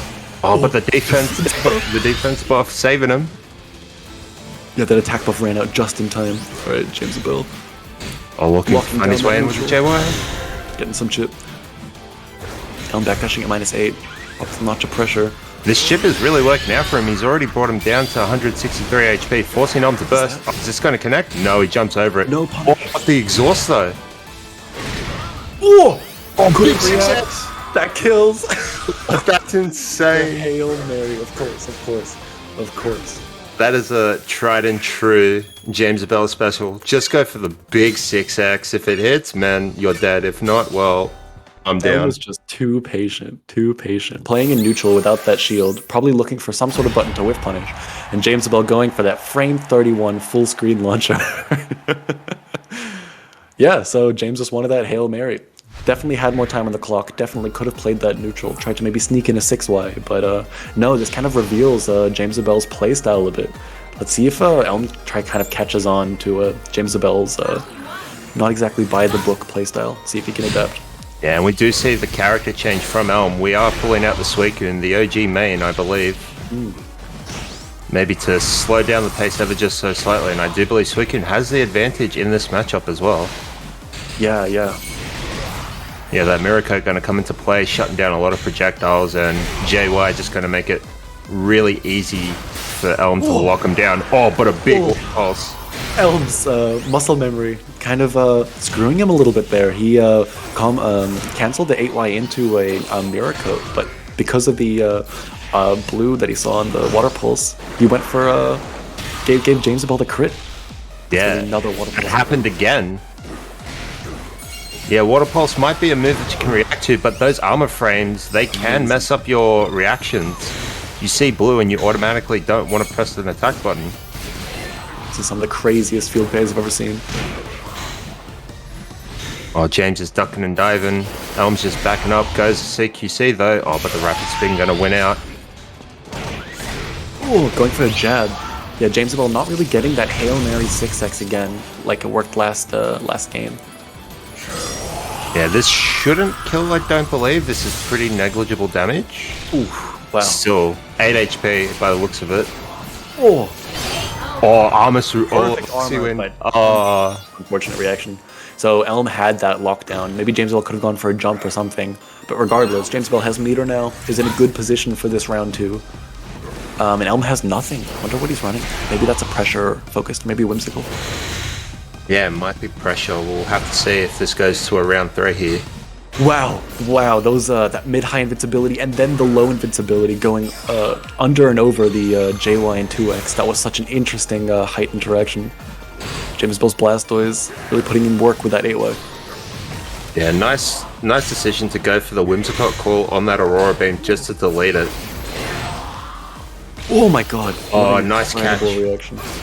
Yeah, so Jamesibell's really putting the fear of God into Elm here with these big 6Xs and big Shell Fortress stance Xs. Elm has to play so patiently. Yeah, and it's really scary because it's forcing Elm to jump back and then it creates a mix-up situation. Oh, nice catch through the ice wall there. So yeah, it's creating this like sort of 50-50 situation. Does Elm stay on the ground or does he go to the air? And this defense buff is just really minimizing all damage that Elm could be doing. Really preserving Blastoise's health bar. Yeah, the withdraw is just basically giving him an extra like 30% life, essentially. Jamesibell forced to burst here. Oh, but the 5Xs are too much. Bad situation. Elm walking him down. Can James find a final hit? Probably not. This is 71 milliseconds. Elm getting that punish. There was no need to do that. Oh, You had so to win. But yeah, that character swap is really paying off for Elm right now. So Jamesibell's Blastoise is kind of hitting a hard wall in the form of Suicune here. That was an incredible grab to close that out. The most unnecessary whiff punish. All Elm had to do was shield for 0.71 seconds, but no, he instead opts to go for that grab, let that animation play out, sending a message to Jamesibell. I wonder if he's gonna stick with his Blastoise or change it up. Jamesibell's, of course, also known for playing a big variety of characters, having a Suicune of his own, maybe a Pikachu, maybe a Blaziken. I would love to see the Suicune Ditto, but unfortunately we're not going to see it. We're just going to see the sizable lad play the sizable lad. Ooh, great whiff punish with the grab from Elm. That's going to be a good meter lead. Yeah, that's a great start for Elm. So Blastoise really needs to be up close in this matchup because the JY from Elm and the 6X really prevents any kind of neutral happening. Ooh, but the bubble. Elm not really playing around that, dashing into the bubble. Yeah, nice little frame trap situation there, trying to avoid the bubble but gets caught with the 6X on the backdash maybe. Oh, and there it is. Ooh, And another bump. Huge damage, huge. Big damage. Yeah, Jamesibell really showing us why Blastoise is a power character. Goes for the shoulder check. Ooh, is that a punish? That is a punish. Nice. Perfect wins the call from Jamesibell. Jamesibell very well positioned to win this this set. Only one round away. Yeah, has a healthy amount of meter, can build it to full if he wins this field. Oh my god. And there it is, the JX coming in clutch. I can't believe what I'm seeing right now, Dan. Is this Jamesibell's Blastoise beating Elm's Suicune? This is the run back. This is the redemption. Oh, big throw crash on that AY. Taking him to the corner. Yep, it's the combo. Ooh, perfect setup. Into the tick throw with a water pulse. James showing no mercy. Going for the optimal damage. 30 moves. Yeah, Elm is really trying to just keep him out with whatever kind of zoning he has. Goes for a CADC grab, very strong coming from Elm. That's going to give Elm the meter and the resources to make that comeback. Yeah, and now you can see Elm's scared to jump. He's staying very much grounded, and he's trying to look for those opportunities. Yeah. Okay, Elm is pressing that burst kind of preemptively here. No reaction. Jamesibell a little bit scattered, pressing burst here too. Wants to preserve this momentum pressure. Okay. What's the water pulse? Oh, we're going for the burst attack. Oh, James pressed the button. I think it's a water pulse. Yeah, that looks like a water pulse. That's going to be a crit coming from Bursted Suicune. Unfortunately, it's not the true version of the true Sheer Cold, so it's not going to be the most damage in the world. But that's still going to give Elm a strong chance, a strong shot at making that return. Ooh, big grab. Okay, Suicune only really needs 2 more sort of interactions. Oh, the cross up from the AY. Takes him to the corner. One touch situation. There it is! There it is! There it is. Incredible grab from Jamesibell. So good. So good. Showing us how strong Blastoise's frame 30 options are in that cross-continental internet. I'm expecting James nothing has else to be happy about that one. Yeah. That is a big win on Jamesibell's record. Huge. Huge. So yeah, Jamesibell showing Blastoise kind of can hit it with those big boys. Showing off the matchup against Mewtwo, and even the bad matchups against Suicune, against one of Japan's best. So yeah, I'm excited to see what kind of momentum Jamesibell can carry into that the rest of it. I think that brings Jamesibell into top 8 now. So we won't be seeing Jamesibell for a little bit. I think that's coming tomorrow. But keep your eyes peeled. That'll be very interesting to watch. Yes, so for those who maybe aren't aware, I'm not sure if it was mentioned in today's broadcast, but we will be having top 8 tomorrow. So we'll be broadcasting all of top 8 tomorrow. We do know which players are in top 8, but we don't know what the reports will be until tomorrow. So it'll be exciting. It'll be fresh for everybody involved. Yeah. So you'll definitely want to tune in. I believe it'll be around a similar time, 7 p.m. Australian Eastern Daylight Savings Time. I'm not too sure. Not too sure either. Oh, looks like I'm getting replaced by Komachi. Oh no. It's my game next. Ah, true. All right, well, thanks for commentating, Santa. In that case, I will leave you to it. Thank you very much. And enjoy. Awesome. Stay safe, I love you very much. Greetings, it is Art, the inferior Santa. No, what do you mean? You're the Grinch that stole Christmas. I actually haven't seen that movie in so long. You need Channel 10 for that one, for Spider-Man. Damn. Yes, I require no face for I have no face. But we're gonna be watching classic Santa versus Annie. Haven't seen this matchup before. No. Definitely haven't seen this matchup before. Yeah, I wonder how this matchup goes. Oh, here we are at our athletic stage. Oh, getting with the ice beam first. Oh, Cuban straight away as well. Oh, yeah, he just actually just won the lottery. What is this?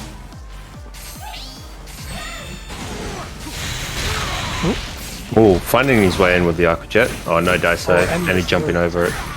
Get the 6x, nice. Feature side. Oh, no feature side. Tried to challenge the jump CA with the Aqua Jet, but not catching the vulnerable frames. Ooh, Steel Wing. Not plus there, but I don't think Gardevoir has an option. Oh, any running Umbreon on this match. I'm not too keen on Umbreon on this match. Oh, that's a weak grab. Maybe that was a JY. But it's going to be big damage here from Empoleon. That's for the reset. Yep, resetting the PSP. Oh, Santa, no. Why would you do that? Oh, flushing Nanny down the toilet. There goes the Blue Monarch. That's the Chad mood. It's certain dominance in the first round already. That's gonna shake up Annie up real good. Yeah, that's definitely my game's already being played. Oh, Annie also has Enigma. Umbreon, there we go. Yeah, so the Umbreon just to get Santa off whenever he goes for his cheeky little resets. Well, playing some classic neutral here. Oh, that was such a fast mid-boss cancel right there. Into the grab. This is going to be big damage because Guard Grab is fan balanced. Yep, Guard is a grappler. Power character, hiding as a technical. Oh, this shit is snipes. So, I'm thinking, gets it at the Able winning up there. It is. That's the Yeah. Oh, this is going to be a trade? I think that's going to be any saver because the knockdown lasted so long. But, yeah, knockdown and a life lead. Ooh. Oh, missing the Steel Wing though, but getting a lot of cross-ups in the process. I see it through the Magical Leaf. Dan has been doing some parkour recently. We were trying to duck those, but couldn't. Little two low ones. Future Size stacks are fully... Still power stacks are already there. Ebo of 1 HP in a dream. What's yeah. what really gonna do here? This is a tricky situation. That shield is mighty red. All it takes is one shield break up, but we go for the reset. Gets a little bit of HP back. Oh, that side shot coming. The spacing though. Keep on ready on deck. There it is. Yeah, Enigma just has to play like block. 3 seconds left on the clock. I don't think even the King of Chip can't do anything here. Oh, MKO'd. I think Santa should have blocked there. This and he doesn't get anything crazy here. He has the meter, for example. Oh, is he gonna get that nugget? He does. Nice. Big nugget too. Oh, misses the JX. Oh, not watching out for the spacing. And that's the closer version of JY. Oh, there's a grab. That wasn't a punish. Actually, let me see that again. Oh, that was a punish. Okay, that's crazy. Oh, catching the backdash with the forward way, and we're setting up the future sight. Projectile game coming out. Trying to find an opening. Santa manages to find his way in with the Aqua Jet. Oh, Enigma pushing him all the way back. And he's really liking these magical leaves. And they're doing some work. Giving Santa some meter, but that's fine. Santa makes those the burst like really work. Oh, that initial wire there coming in clutch. Umbreon up as well. Oh, trying to beat the Umbreon doesn't actually do it. And I have no idea how Santa got into the corner of that. That might have been a misinput.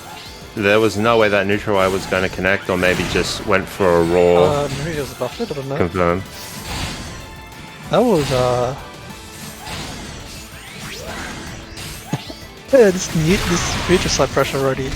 Yeah, there's not really much he can do. He does find his way in, but he's got to go through 300 HP in 4 seconds. Yeah, it's not happening. The 8X going to shut that shit down straight away. That was a nice 8X there. 8X is such a good button. Why do they give God that button? Actually, I know why, because God in 2021. But this matchup is so good for God. But you know, Santa actually makes this matchup work really in his favor, which is quite crazy, I feel. Cubone pretty good too. Yeah, he's been favoring that Cubone a lot for this God of War matchup. Just even if it clashes through an E-ball, it'll still keep him in some type of advantage state. Yeah, I think he gets a combo afterwards too, just because of hit stun from Cubone. Depending on when Cubone hits. Oh, Min Blast? Oh, with CA, because that's really unfortunate. Yeah, that's rough. Trying to catch the vulnerable frames, but no dice, unfortunately. Oh, he will whiff punish that Dazzling Gleam, though. I wish Dazzling Gleam was good. From a God player. Slides all the way back, gets rid of the stacks in the process. Cubone call. That's fine. Yep. Yeah, there it is, that's the combo. Doesn't even trade that much. Yeah, even if he gets hit, I'm pretty sure he can still confirm. Oh, Gus for side swap you. Oh, puts Any back in the corner. That shield's getting a little bit red. 8X, nice. Got to watch out for the Umbro now. Oh, but the bravest of grabs. That was way too high.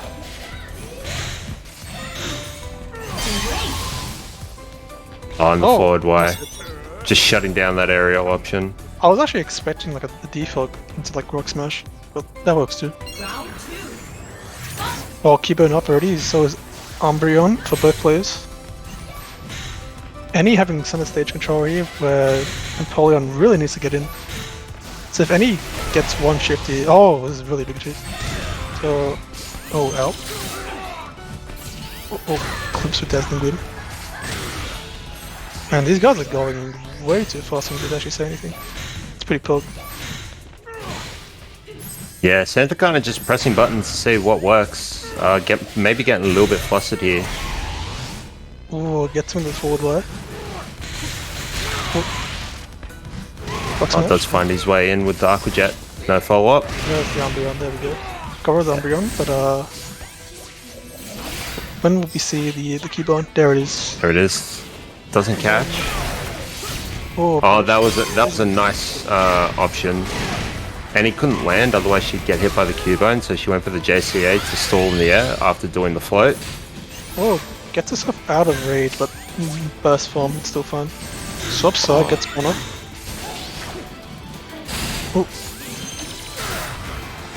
Oh, not able to linger in the air. Oh, 10 seconds left on the clock. Oh, gets the crush. First here, yeah, there it is. Yeah, and then you just back up. 3 seconds left on the clock, you're still fine. Just leave. Oh, nice timeout. 1-1 to both players. Santa's definitely feeling the pressure here. He is the defending champion from Prankster's Playground, and he's already into losers. So this is for top 8 qualifier, I believe. So there's a lot on the line for him. Yeah, especially in a matchup that these two have never played before in their lives. It's really rough for him. Yeah, I'm honestly surprised we're not seeing the mains come out. No Aegislash from Santa, no Libre. Yeah, Krogunk. But yeah, but these two are really going out with their secondaries right now. Let's see what stage they get, because that's the most important part. We might even see him right in front of us right now. Ooh. Nope, we're going to Freetown. Oh, he has Cubone off already, nice. That's cool, really cool. And this is, oh, Subway. And Any just gets to spawn on Nuggets, that's real unfortunate. Ooh, Cubone. Oh, Cubone giving him the chance to get in. Oh, manages to connect with the CA. Yeah, he actually looks longer than it actually. He's longer than it actually looks like, it's pretty cool. Not able to confirm though. Man, Any is getting like all these nuggets that is spawn. Yeah, there's really good stage control coming out of Enigma. Oh, that's his first nugget. Yeah. Oh, Finally no. able to pick up the 4-piece. Ooh, finds his way in with the Aqua Jet finally. Burns through the store power stacks. There it is, that's what he's waiting for. Now he can just burst it through, and he just loses corner. It's bad. Oh, gets the Steel Wing. No double hit, but gets the Aqua Jet. Oh, goes for the reset, not believing in the combo. Is that normally a confirm on that? Oh, this is gonna kill. Nice confirm there by Senna. Any has the meter advantage right now. Might also have the support available, yeah. Definitely running the support cheer with that Umbreon. Senna getting that 40%, looks like. It could be 30, doesn't make too much of a difference. Alright, none of them get the nuggets, but it's fine. Senna getting a lot of meter here. If he gets like one more shift, he basically has full meter. Yeah, and it looks like he's going to opt for the shift here so he can try and build it in the field. Oh, slides him way back. Well, trying to get that stage control first before any gets there. That players with full resources available. That said, I'm looking to get perfect here too, nice. Good, just kidding.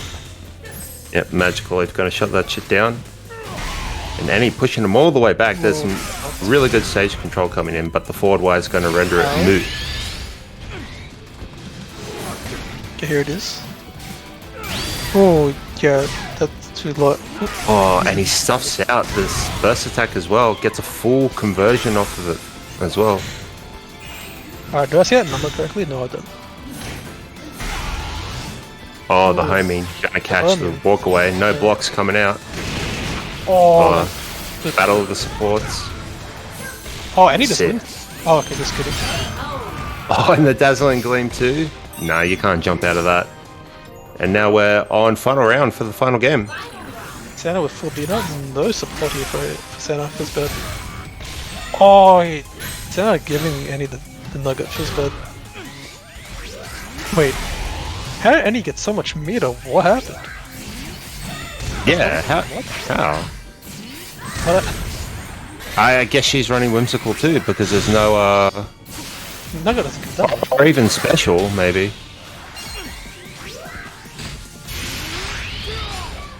Oh yeah, forced to use burst here. Oh, Yeah. the shockwave actually hits him. It's right there. He felt no. Rock smash. Oh, no rock smash. No follow up on the Aqua Jet. We'll get a follow up here. Oh, goes for damage over the debuff. Any with burst here with full stack as well. Yep.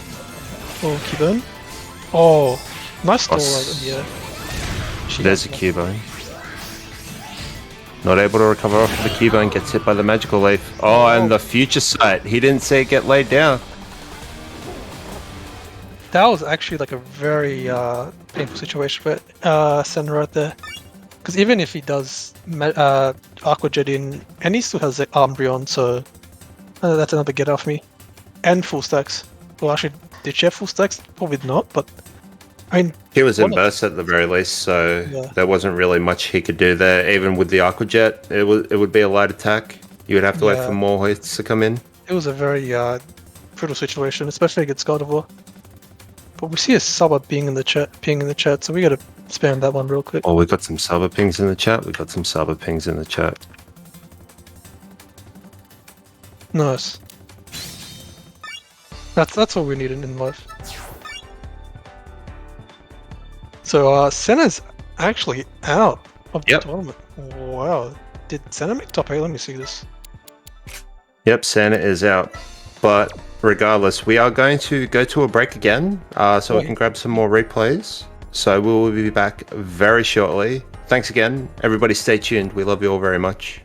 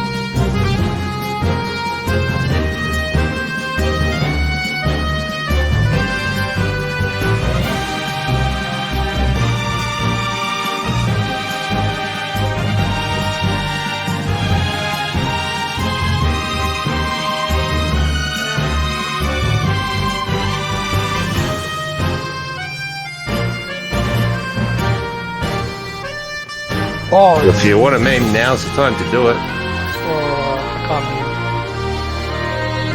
Is it actually? Is it your game, SharKpaw? It might actually be your. Yeah, it might. Damn it! I want to hit it with the stay tuned. Yeah, stay tuned, guys. We'll figure it out shortly. That only 3 months. Yep, rules will be available shortly indeed. But we are back. We are back with some more games from the Pranksters Playground 2. It is I, your resident 1 tour, DanDandy, joined by our resident 2 tour, Komachi. You went 2-2, yeah? Yeah, 2-2. See, just good enough to not go into amateur bracket. Not good enough to do anything else. It was good, man. Damn, stuck in limbo. Yep. We get some feels bad man in the chat. And I'll do it too. I spot feels well. Oh no. Now that feels bad, man, if I ever done did saw one.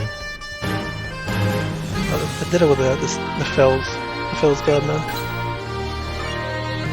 It's fine. I tried to spell smile to Korra and I got slime instead. Ah. Yep. That time I mistyped slime. Good smile.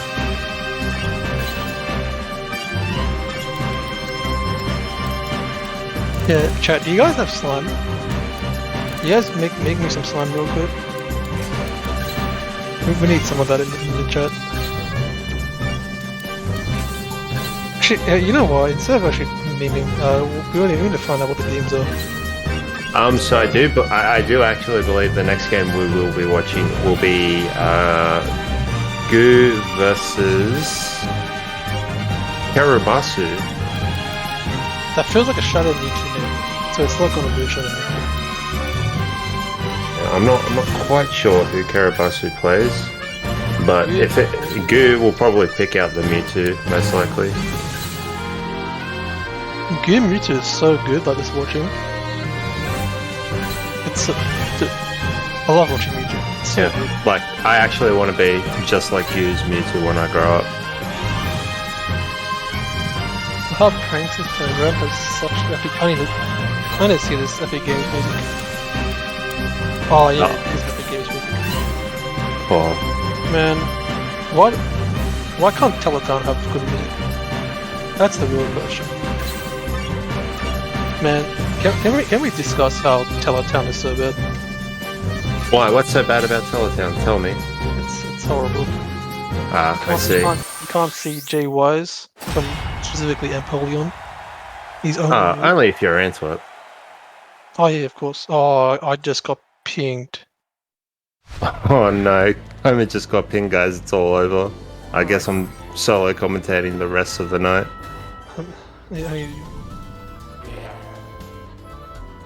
Wait, you need to preface that there was a lag spike in the middle. Oh, you're getting a game. Pokkén.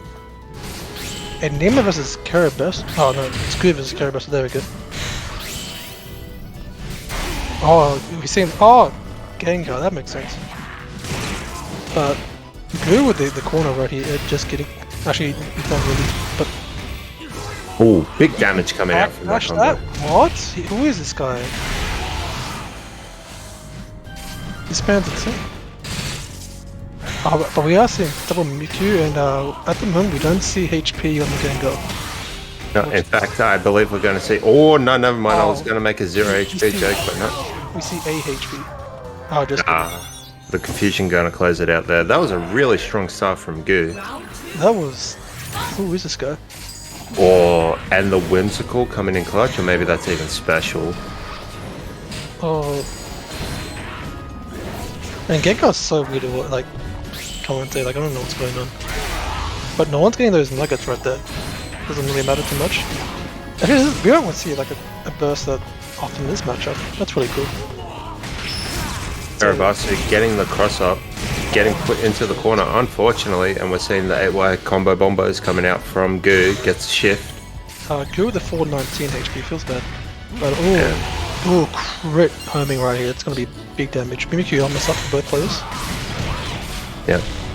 proximity range, going to close the distance. Oh, puts Goo into the corner, Kerubasu does. Oh. And the hypnosis. No, Goo's not awake anymore. Oh.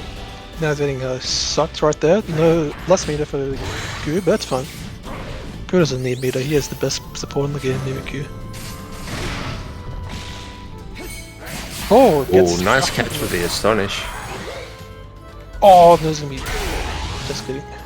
Yeah, no confirm, but the crit CA gonna get the shift for Kerubasu, or 2 meaty on the grab. Opts for the curse just to back up, or shield damage as well. 6 seconds left on the clock. Is he gonna pop burst here? No, okay, just kidding. Okay. I tried to go for the grab, but unfortunately... What can you really do, right? Yeah, there's not much you can do. Nah, there's not much you can do in that situation. Gengar has so many get out of jail tools, it's kind of unfair. But the forward Y is big. It's with the 2 wire. Oh, it's gonna be some decent damage here unless he gets cornered. Just kidding. Oh, avoids the sludge bomb and actually avoids the debuff as well. That was some really great aerial movement coming out of Goo. Catches the side dash there. Jumps that. See, no, just kidding. He's being very careful with his special moves. He's trying to save that burst meter, make it work as long as he can. You could have went for more AY loops, right? Potentially. I think you could have. But probably just wanted to do some Mimikyu shenanigans. Yeah. Still, round 1 to Goo. Honestly, it's pretty convincing. Except for that Mega Gengar, but you know, can't say much about Mega Gengar. That's fair and balanced. Yeah, you don't get many opportunities to play against Mega Gengar, so being able to win against it is incredibly tough. But whenever you do fight Mega Gengar, yeah, you still lose. It's like fighting breaks. True. Oh, we're going to not Teletown. Nice. Okay, we're seeing Goo with a positional advantage here.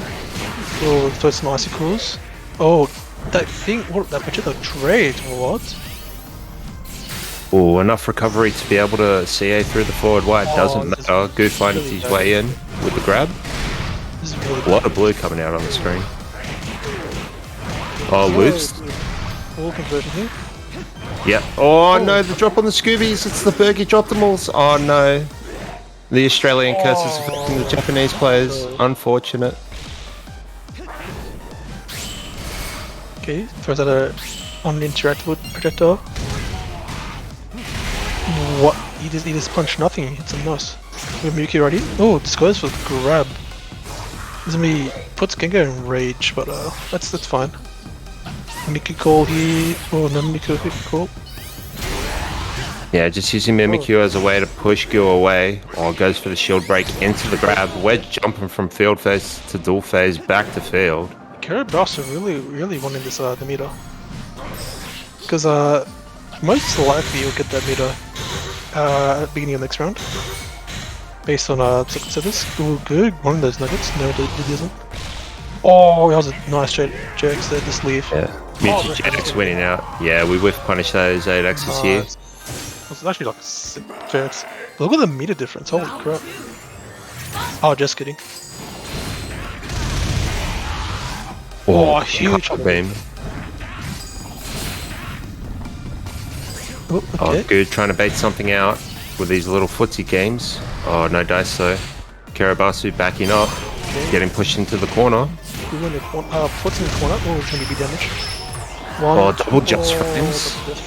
The connection's good. Alright, Kerubasu breaking. Oh, okay, just getting on Rouge. Yeah, early burst just to go through that fire spin. Okay, Rage now, it's fine. And this is a deadly Mega Gengar now. Rage. Yep, and now all it's going to take is a burst attack. Oh, but we're going to confirm off of the Shadow Ball. Yeah, what a turnaround. Goo was basically at max HP, and now Goo's dead. I have no idea how that laser hit, but you can take those if they go, right? Oh, get the nugget. There we go. Calls Mimikyu at the same time, just to defend himself. Oh, Drain Punch, huge right there. Oh, that 6X really coming in clutch there. First one, cross up here. Oh, there's gonna be some decent damage here. Unless that happens. Yeah, Kerubasu getting the shift on the Scoobies. Oh, manages to avoid all of Mimikyu. Doesn't matter. Goo is ready. Sets up the trap with the forward way. Oh, nice. Yeah, this connection looking. Oh, this connection looking good. What the hell? Or the lick, the tick lick. Into the 2x ender. Okay, we're seeing and rage as well. Oh, I would have loved it. So that's. Oh, okay, this is cool. Oh, the cross up into the grab. Right, there it is. Let's make it go. Yep. It's not gonna pop it now, there it is. And now suddenly it's an even game. Oh, the grab, the burst attack. Goo wasn't ready. You would have been devoured. I would have loved to like see both of them just like super at the same time. I don't think anyone wins there, but no, I assume nobody would. Yeah, or like something like really buggy would happen. Okay, does anyone know how that interaction works? Yep, that's game to the Kerubasu. There we go. We're looking at game 3. I doubt we'll see any changes on both support and character choices. Actually, I don't know what's good into Gengar. I feel like Snivy's pretty good. Mimikyu is pretty good. It's a tricky situation because Permeate's just such a powerful option. You can permeate through all of Snivy. Mimikyu is probably one of the stronger options. Yeah.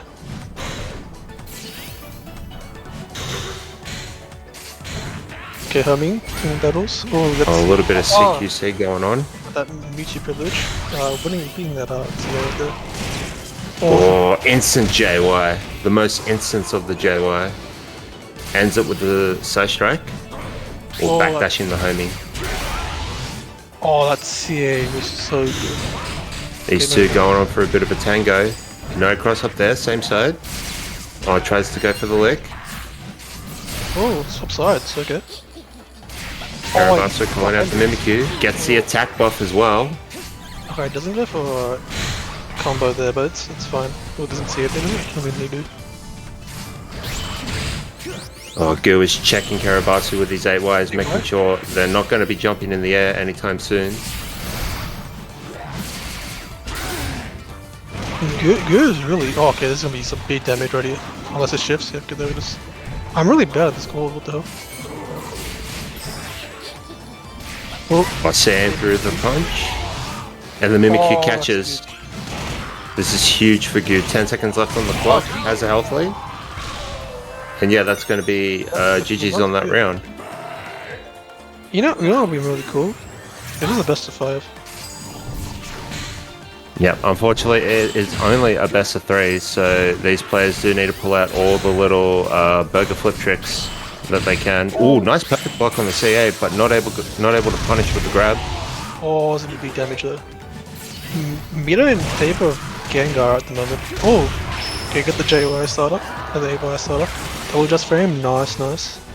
Yeah, max damage. Ah, that was a lot of damage actually. 39 HP for Mega Gengar, now at 84. That does so much damage, both Rage and Mega Form right here. Here comes a great equalizer. Oh, nuts on the 6X. Kerubasu is awoken. Oh, hit stop. Oh, but the Mimikyu saves Goo there. Oh, gets the cross up, just goes for the grab. That's going to be enough though. That AY was unfortunate there for Kerubasu, but that was nice. But dude, that was Goo actually felt pretty dominant in all those rounds, with the exception of Mega Gengar rounds. Yeah, and even then, Goo still managed to hold his own ground in some of those interactions, especially in that last set. Yeah. I think if Kerubasu did the 8Y closer to him, he could have hit. Because how the trajectory works, but unfortunate. I probably assumed that Kerubasu was thinking that Goo would have sit still, which didn't happen. But we've seen Kapo versus Dio on the... Oh, yeah, okay, oh no, but it's on Teletown. It's happening right in front of us. Can we get some Phil's Bagman in the chat? We can't escape the town.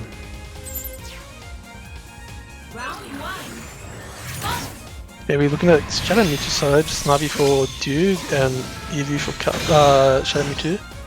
Pillars, oh, that grab with that 420 HP just didn't. It's not 421. Yeah, creating a 50-50 situation with the pillar extension or the grab, or Vortex into Vortex, the Truest, into a Side Strike. All this armor coming out. Weirdness. And the recover's going to bring back a large portion of that recoverable health. Kapo's sitting in the driver's seat here. Here comes the flamethrowers. EV call. This is going to be a powerful pillar. You got to be blocking, dude. Oh, it tries to dash forward. Not able to do it there. Ooh, but misses the whiff. Grab. I can't get the right calls. But Shadow Mewtwo burst here. Pretty cool. Might be Oki right here. Watch his aim right. I'm just kidding. That was good awareness on Dude's part. Saw that the 6XX was getting armored, so decided to cancel it. But the grab coming out from Kapo. Dude has a meter advantage here. Let's see if he has a support advantage too. Oh, just kidding. It's not even meter advantage, but Dude with the Viper set. I think he's running standard. No, he's not. But you would have got me. Actually, he did get meter before. Oh, this would be big damage. Oh, gets the bounce too. Deal with the optimals. Never mind, it's Droptimals. Drops with the 6X. And Kapo's going to take full advantage of that. Just got a cheeky reset that he did not attempt to. Are those still resets if you didn't attempt for it? All resets are resets. Yeah, you're right. Alright, it's game I think. Oh, just kidding. So, not quite, nearly there. There's a 50-50 situation. And don't say anything about the meter, chat, because he did not die with full meter because he got the meter while dying. Oh, you gotta love when that happens. But, yeah, it's just to rub salt into the wound. That was just like a brutal showing there by Kapo.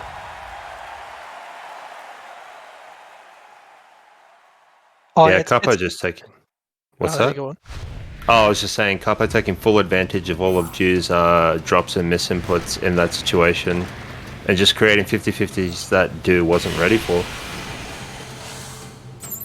Like with the pillar into grab, you know, you don't know if it's going to be extended or not.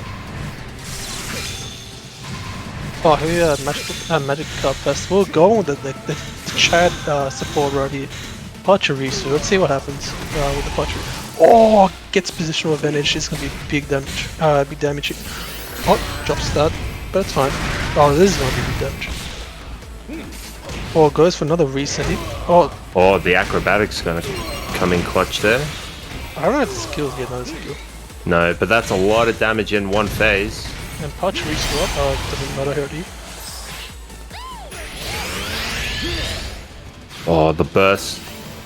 This is big damage potential coming out from Shadow Mewtwo. Oh, it tries to go for the 5X. Yep, it gets baited. What happened? Yeah, so 5X on Shadow Mewtwo is a very weird move. It is minus 12 even on the first hit. But you can slightly delay it to do the 5XX variant, and you can stuff out grabs. Yeah.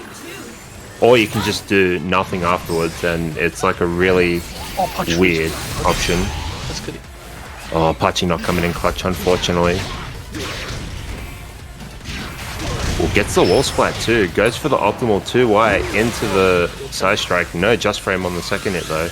I'm really thinking that Magic Up will probably be better on our Shadow Mewtwo. Personally. But ooh, the 8Y doesn't hit against this skill. It does. Oh wow. What happened? Shadow Mewtwo happened, and I do believe there was a pretty big lag spike somewhere in the middle of that last round as well. Yeah, so this is a perfect time for chit chat, if you can hear me, to report Telstra. Oh, it's next round. Is it next round? Alright, so we still report 2 now, right? Wait, but wasn't that a 2-0? Last game of the next set.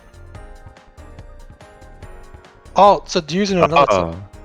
Oh man, Dew's getting the double billing? I see. Yeah, I got it.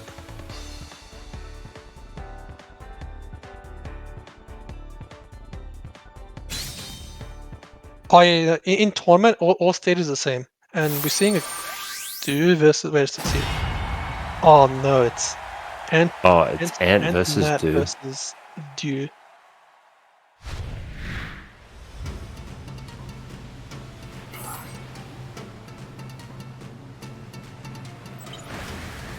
Oh yeah, Magic Card Festival. Let's see who the chat ends. No, just kidding, I guess not. Oh, it's in the transition here. It's Navi for both players. But Antwerp winning the lottery here. There we go. Antwerp winning the lottery. Oh, Antwerp on that gotcha lock there. Oh, no backdash. Actually, you can't really backdash that one. Oh, just get to time it. Oh, getting seeded here. Oh, missing the second JY in that loop. Goes for the reset into the grab though. What even rage here on 43 HP? 42? 43, there we go. Antwerp working on a perfect. Oh, Wants to commit to that perfect with the snivy call. Oh, Dew says no dice. Oh, but he doesn't go for the grab? Antwerp's feeling himself just a little bit. What happened? He didn't get the confirm. That was really weird there. Okay, Snobby up for Dew, while Antwerp with full meter. Oh, Snobby coming in clutch. Getting that meter here. Watch this sick grab. Yep, the hard knockdown into the back wire. Hey, what do you press though?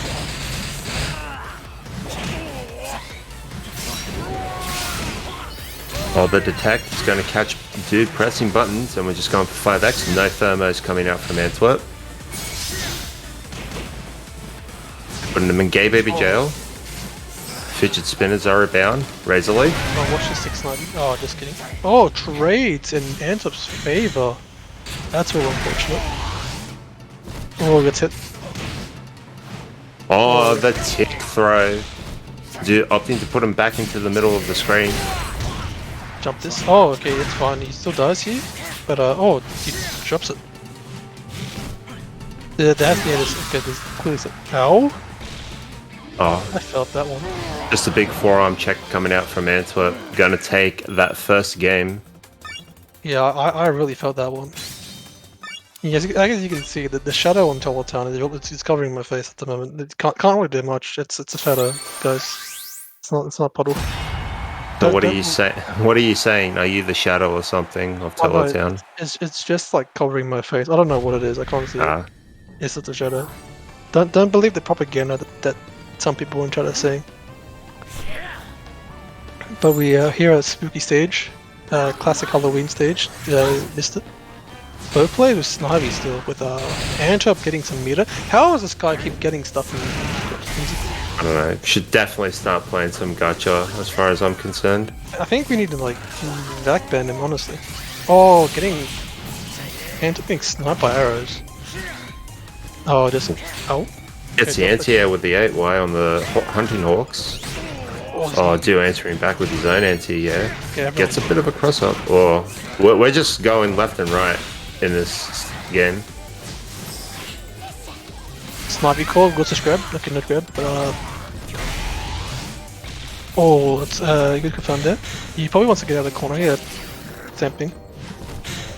Yeah, big CADC rush to push Antwerp all the way to center stage. Okay, Dew in the corner. Oh, gets the grab. That was the biggest grab range I've ever seen. What? It wasn't even close. This guy's cheating. Oh, the release wire coming in clutch for Dew there, managing to get the shift, and now he's playing the zoning game. Oh, makes his way in though, makes a liar out of me, gets a hard knockdown. Both players, all resources available. Antwerp in rage. Oh no. Oh, that was an unfortunate Snivy call. That might have been a misinput, or that might have just been a panic button. I'm not quite too sure. but this is a resident sleeper Forest Flash, and it will close out that round. Okay, Antwerp, Dew with 4 meter here. Let's see, it's Snivy. Taz Snivy. Antwerp finally not getting anything from Whimsical. Thank you. Yep, today is a good night when Antwerp gets nothing. Or Forward Way coming in. Oh, goes for burst, getting that reset. What's this happening? I need to watch this one again. Okay, he jumps out there. Is he mad?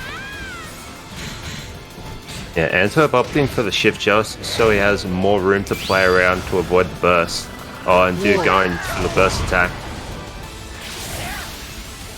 I don't know how much it scaled, but that was pretty cool. It shouldn't scale too much. I was also off of a wall splat as well. Yeah, there goes like about 45% of your health. Oh, he doesn't care.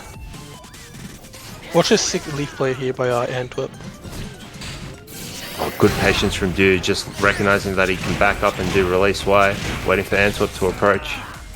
Well, going for a sick reset, cheeky reset here.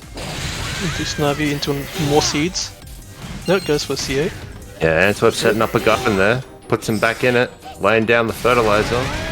Oh, but the Snivy call coming to blow it all away. Oh. And now Ant is in the corner. Ow, that... Man, it's about 8 wide shit. Oh, okay, coming in. Dude, swooping in. 16 seconds left on the clock, manages to connect with the CA. He tried to check the CA with 2 wide and he gets hit out of that one. Oh, going for Viper's here. Oh, get that nugget. Oh, Antwerp denying that nugget. Yeah, and grabbing it for himself. Not that he needed it. Oh, nice cross up. Managing to beat out the CA as well. Centaur CA being bad. Nice. Classic. Oh, there's the leaf that I was talking about 3 years ago. Oh, go for damn. The double dash into grab. Gets corner in here, another one. Will we see another one? No. Okay, we see Dude charging that release way. Opts to go for the burst, push him back just a little bit more. Oh, Antwerp caught slacking. Oh, just playing the spacing game. Oh, he manages to get the dash into the confirm for the 5-way. That's insane. Watch this leaf storm here by Antwerp. Dude spending the rest of his burst attack into the resources, gets an exhaust. Doesn't get punished for it. Oh, back dashes. Backdash. Nice. Doesn't get a punish here, but gets a lot of damage here. This is going to be set up for the macro setup. Oh! No. Oh, but he avoids the forest flash. Who is this guy? Oh, doesn't block on. Yo, Dew is kind of nice. Dew is kind of nice. Can we get some Pokkén up in the chat? That was pretty pog right there. That was actually pretty pog, if I do say so myself. How many people watched there? Recognizing the forest flash and just decided, you know what, I'll commit to this because I'll get the immunity. Yeah, except I'll CA, I don't CA burst, like it's mid-low, isn't it? Yes, it is, I believe. So do you either mashing or he knows he has the secret tech to beat Antwerp and to rob him of his money. I mean, Forest Flash is a pretty slow pretty slow burst attack, so you have time to react, especially if there's hits stop involved. So I wouldn't put it past you. But I also wouldn't put it past Antwerp to just do random flash kicks just to stop playing field. Yeah, but we all know that Antwerp loves field, so he will never do that. Oh, there's the tick throw setup. And gets a very small steel stage. Goes for a oh no. Oh, Antwerp was ready for that acrobatics. Hits him with the 4x, gets the corner swap, and applies the debuff, but it's not going to last for too long. Dude manages to find his way out. And now we're playing the spacing game. Now, do you really regretting that pick? Oh, there's the leaf storm, Pokkén. He misses though, because dude is just too good at the game. Oh, snipey call here. This won't punish. Oh, it does, but gets knocked down. Oh, the charge 4x Oki. You don't see that all that often. This won't kill, but set up here, got him. Oh, there it is. This doesn't kill yet. Okay, 26 HP. Okay, fidget spinners, vines. Oh, 6 seconds left on the clock, and yeah, Antwerp's just gonna play keep away. Dude trying to find his way in. I think dude, it's probably better than not to actually do anything here. Make sure Antwerp doesn't get anything. But he doesn't get anything either way. That damn, Dude knows when how school works. Crazy. Yeah, dude has attack. Oh, the preemptive 8-way. Assuming Dude is going to try and jump, and he does indeed try to jump. We're setting up the garden. okay, gets out of the corner. Okay, goes for the grab. Okay, Dude puts that debuff. That debuff is so good. What? How'd that even hit? That humming's crazy. Okay, shooting arrows at him. Classic. Oh, see if the dash up leaf blade. Goes to the burst here. Watch this. More arrows.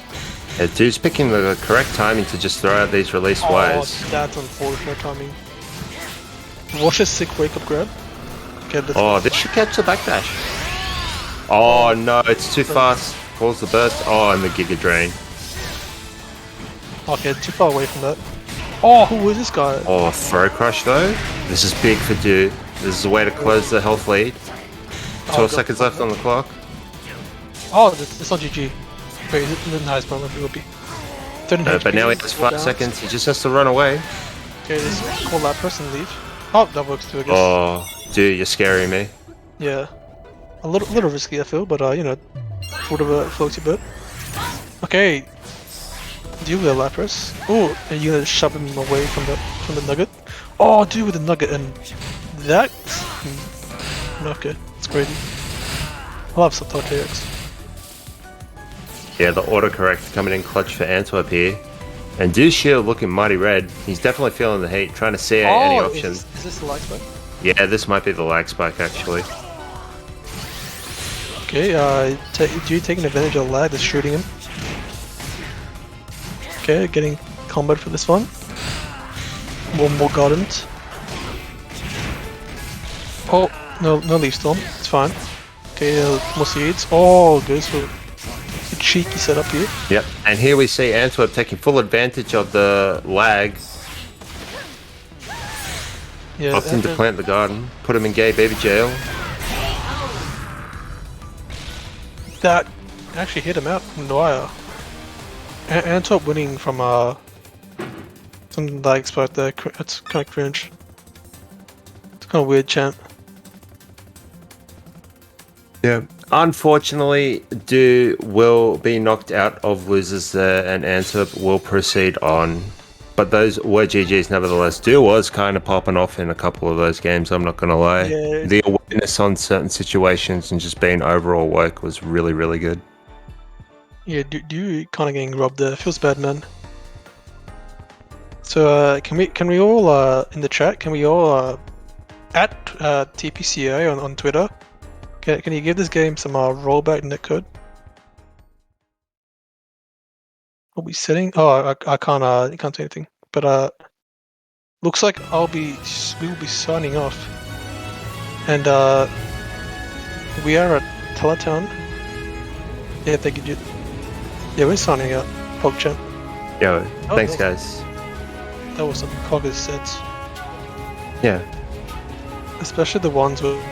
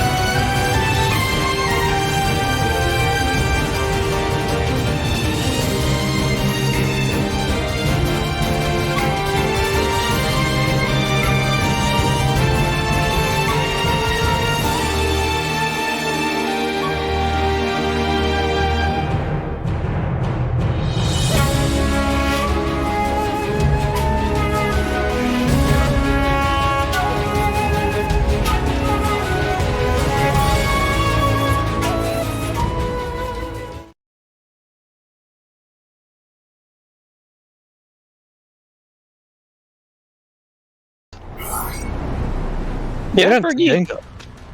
Yeah, Bergy has been sticking to that Gengar a lot recently. It's only ever pulled it out once in the last few months. From what I can remember. It's definitely a very, very well seasoned Gengar, and Unky definitely a player with a lot of tenure, but he's definitely a player that plays more of his heart rather than according to the frame data. So you could sometimes, against a character like Gengar, who loves to use a lot of knowledge checks, I think this could look pretty rough for Unky here. The jump over. Oh, he crossed the track to the right side? Yeah, that was a little weird. It hit Gengar once, not it. Wow, and this is a perfect Bergy with a dominant round one. Oh man, it looks like Koma. This is looking pretty rough for you if you've invested your Korabucks into Unky. Nah, I can't. I have 0. There is a. TS is gonna be huge damage. The shift and the Shadow Ball is gonna come out. Oh no! Instead goes for the Y. Gets challenges with the side Y. Oh, it's fully invincible, by the way. Once it gets going. Oh, this is gonna be crash. Oh, this is gonna be huge damage. Look at the damage. Is suddenly everything is in Unky's favor. But the 8Y challenge. Backdash. Just hitting that flamethrower there. Okay, no sniping on board at the moment, but it's fine. It will be up in like 2 seconds. Gets clipped by the scary face. Side homing gets caught. Getting punch out there. No light screens here. Cause I think you can light screen all of that. Ooh, it's fine. Umbreon Core. Okay, -8 for here for Gengar. Ooh, I don't know who that is. Yes. Oh, the combo. Oh, he pressed. Oh, pressed. Yeah, and Unky, looks like a little bit of matchup unfamiliarity here. He's kind of getting circles ran around him right now by Bergy. Yeah, maybe it's that matchup unfamiliarity because rare Gengar, so I think. Yeah, definitely. The Bergy would probably one of the few Gengars that aren't Japanese in the whole region here. Yes, at least one of the two. Is there 2? I don't think there's 2, but there's at least one. Yeah, and Unky's gonna have to really be able to pull some tricks out of his hat to be able to bring this one back. Fortunately, he's doing so with a character that's called Prankster. Character is very definitely capable of doing that. Oh, I thought it was like a... What was it? Forax was come out there, but it didn't. It's a grab. Gengar having a decent amount of burst for first round, by the way. Oh, but this is a huge... The last hit of JX connects and the full combo from Unky. That's not already up. That's a combo you don't see every day. Challenges, home cancels into it. You can't punish that. The side homing, but Unky is so ready for it, and we're starting to see why Unky is a really scary player. He's a player that plays with his heart, and he adapts so fast. After getting steamrolled so thoroughly in game 1, he's already back on his feet and has taken first blood here in the second game. We'll try the Scooby, literally nothing there, but Umbreon up on deck for Iceburgy there. So that's a call it that and not during, oh yeah, this walked out of that, the shadow thing. Nice jump up challenge there, it's gonna get Unky a knockdown. CADC, oh what an insane hypnosis, that's really huge. Alright, Bergy's gonna steal Unky's meter. Yeah, and Unky's not gonna burst. I know. Oh, wait, Ivy! Okay, he's the Mega Gengar we off here. But it doesn't matter because no, that's punish. It's not really, it's a frame, it's a trap! And Bergy with the really sneaky, using the pushback on burst on the burst back Y here. Unky's gonna be really greedy, he's gonna declare burst here. Alright, Unky really has to win this one, if not he's gonna be so far on the back foot here. Oh, I think that might punish! That might punish, yeah, it does! Wow, nice. And Anki with a really, really good judgment and reactions there is gonna take Bergie down to rage here. It's the AHP. He's just one Snivy and whoa, never mind! What the grab there? After Boomerang and -4, alright. Bergie definitely not afraid to press buttons here, and with that special chair he's so well known for, yeah, he's gonna get 40% meter, is gonna be halfway there. Anki gets stuff of a nugget, but loses the face, that's way more important there. Oh, gets the JX there, beating that Scoobies.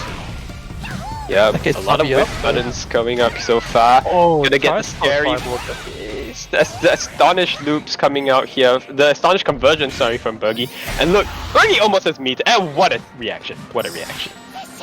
Oh, Snobby Kohi. Okay, gets the try to stuff it out. Oh no! It's a huge tragedy for Anki. Okay, here it is. It's the Mega Gengar. Here it is, the Mega Gengar. This is so terrifying, and the anti-air, that is it. Yep, Anki bet it all on the YOLO flame charge there. But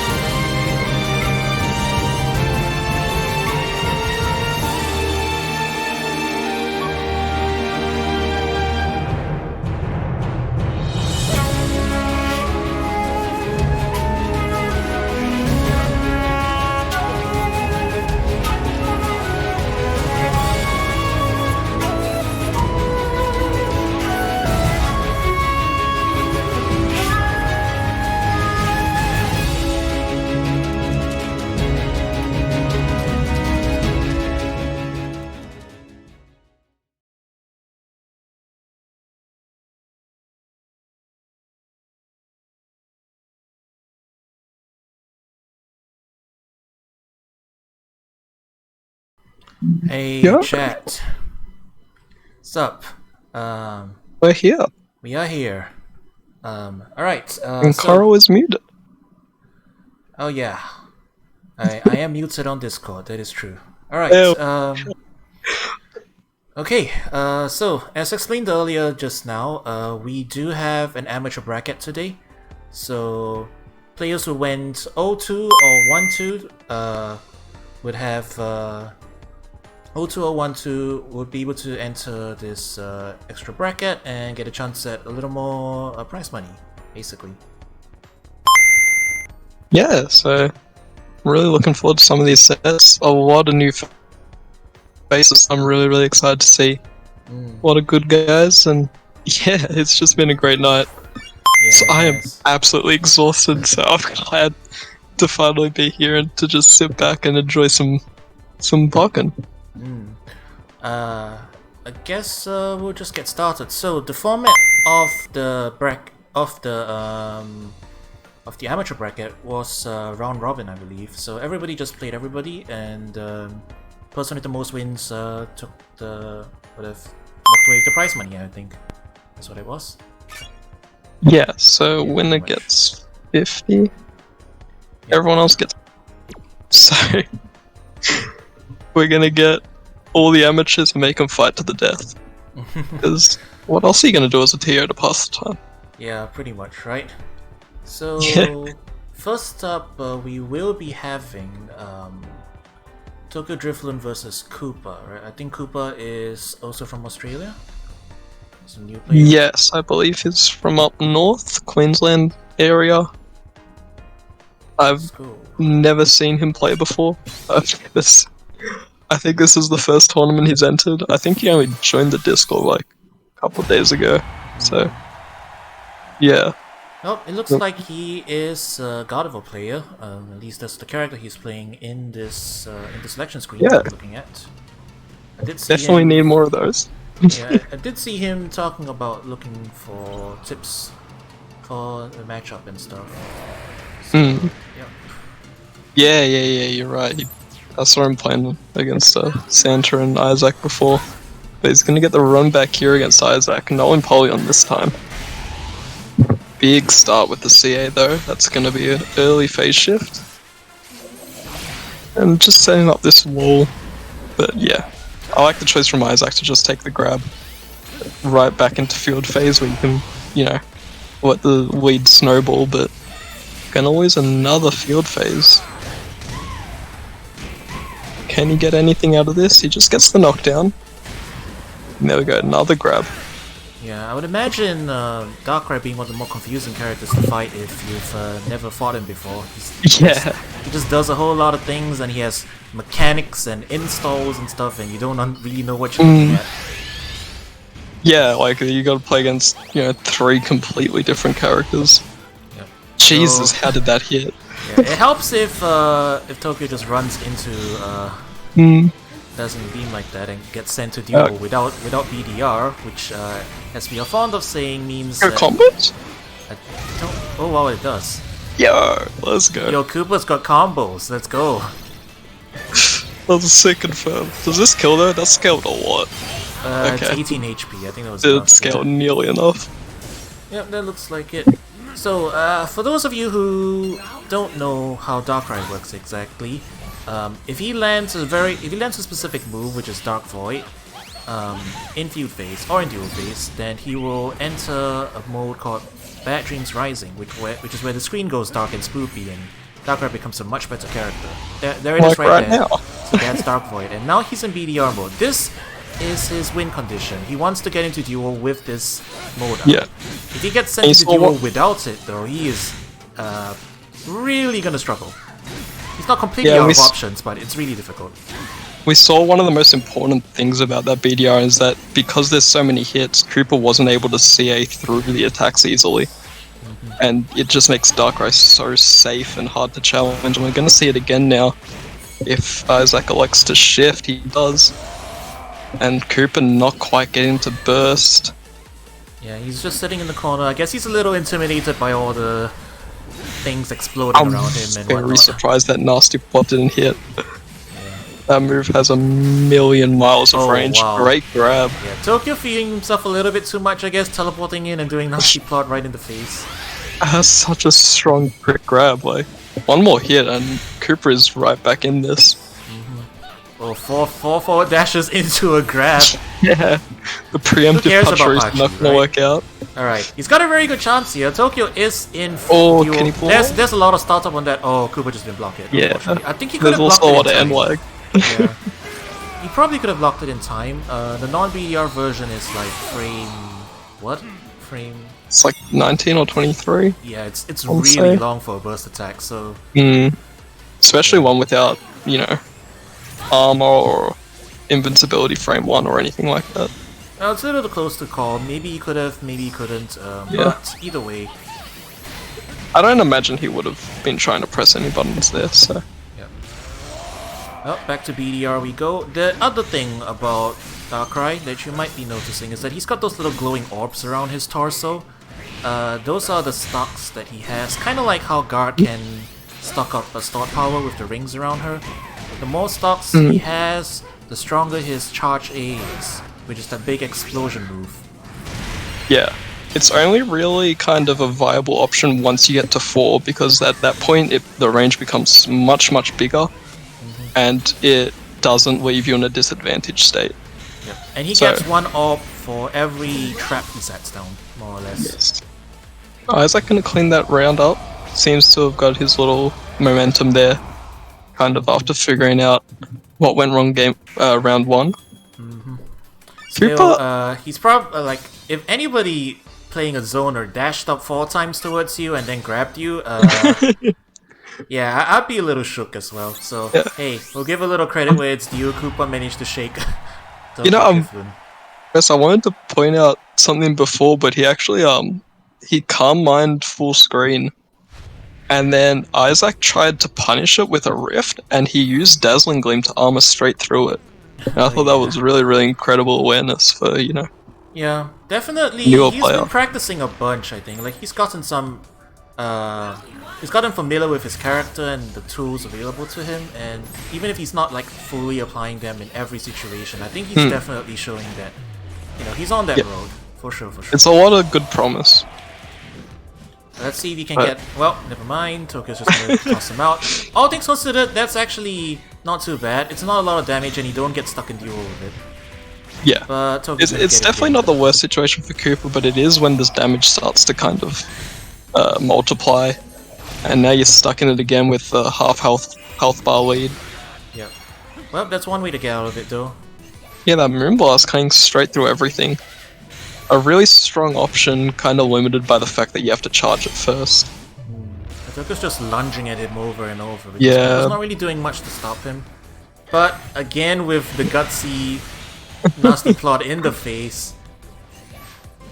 Yeah, that's the thing, that back X lunge is so hard to deal with because it's not punishable. He can charge it to pierce armor. There's no obvious way to beat my it. goodness. That was a brave grab. Yeah.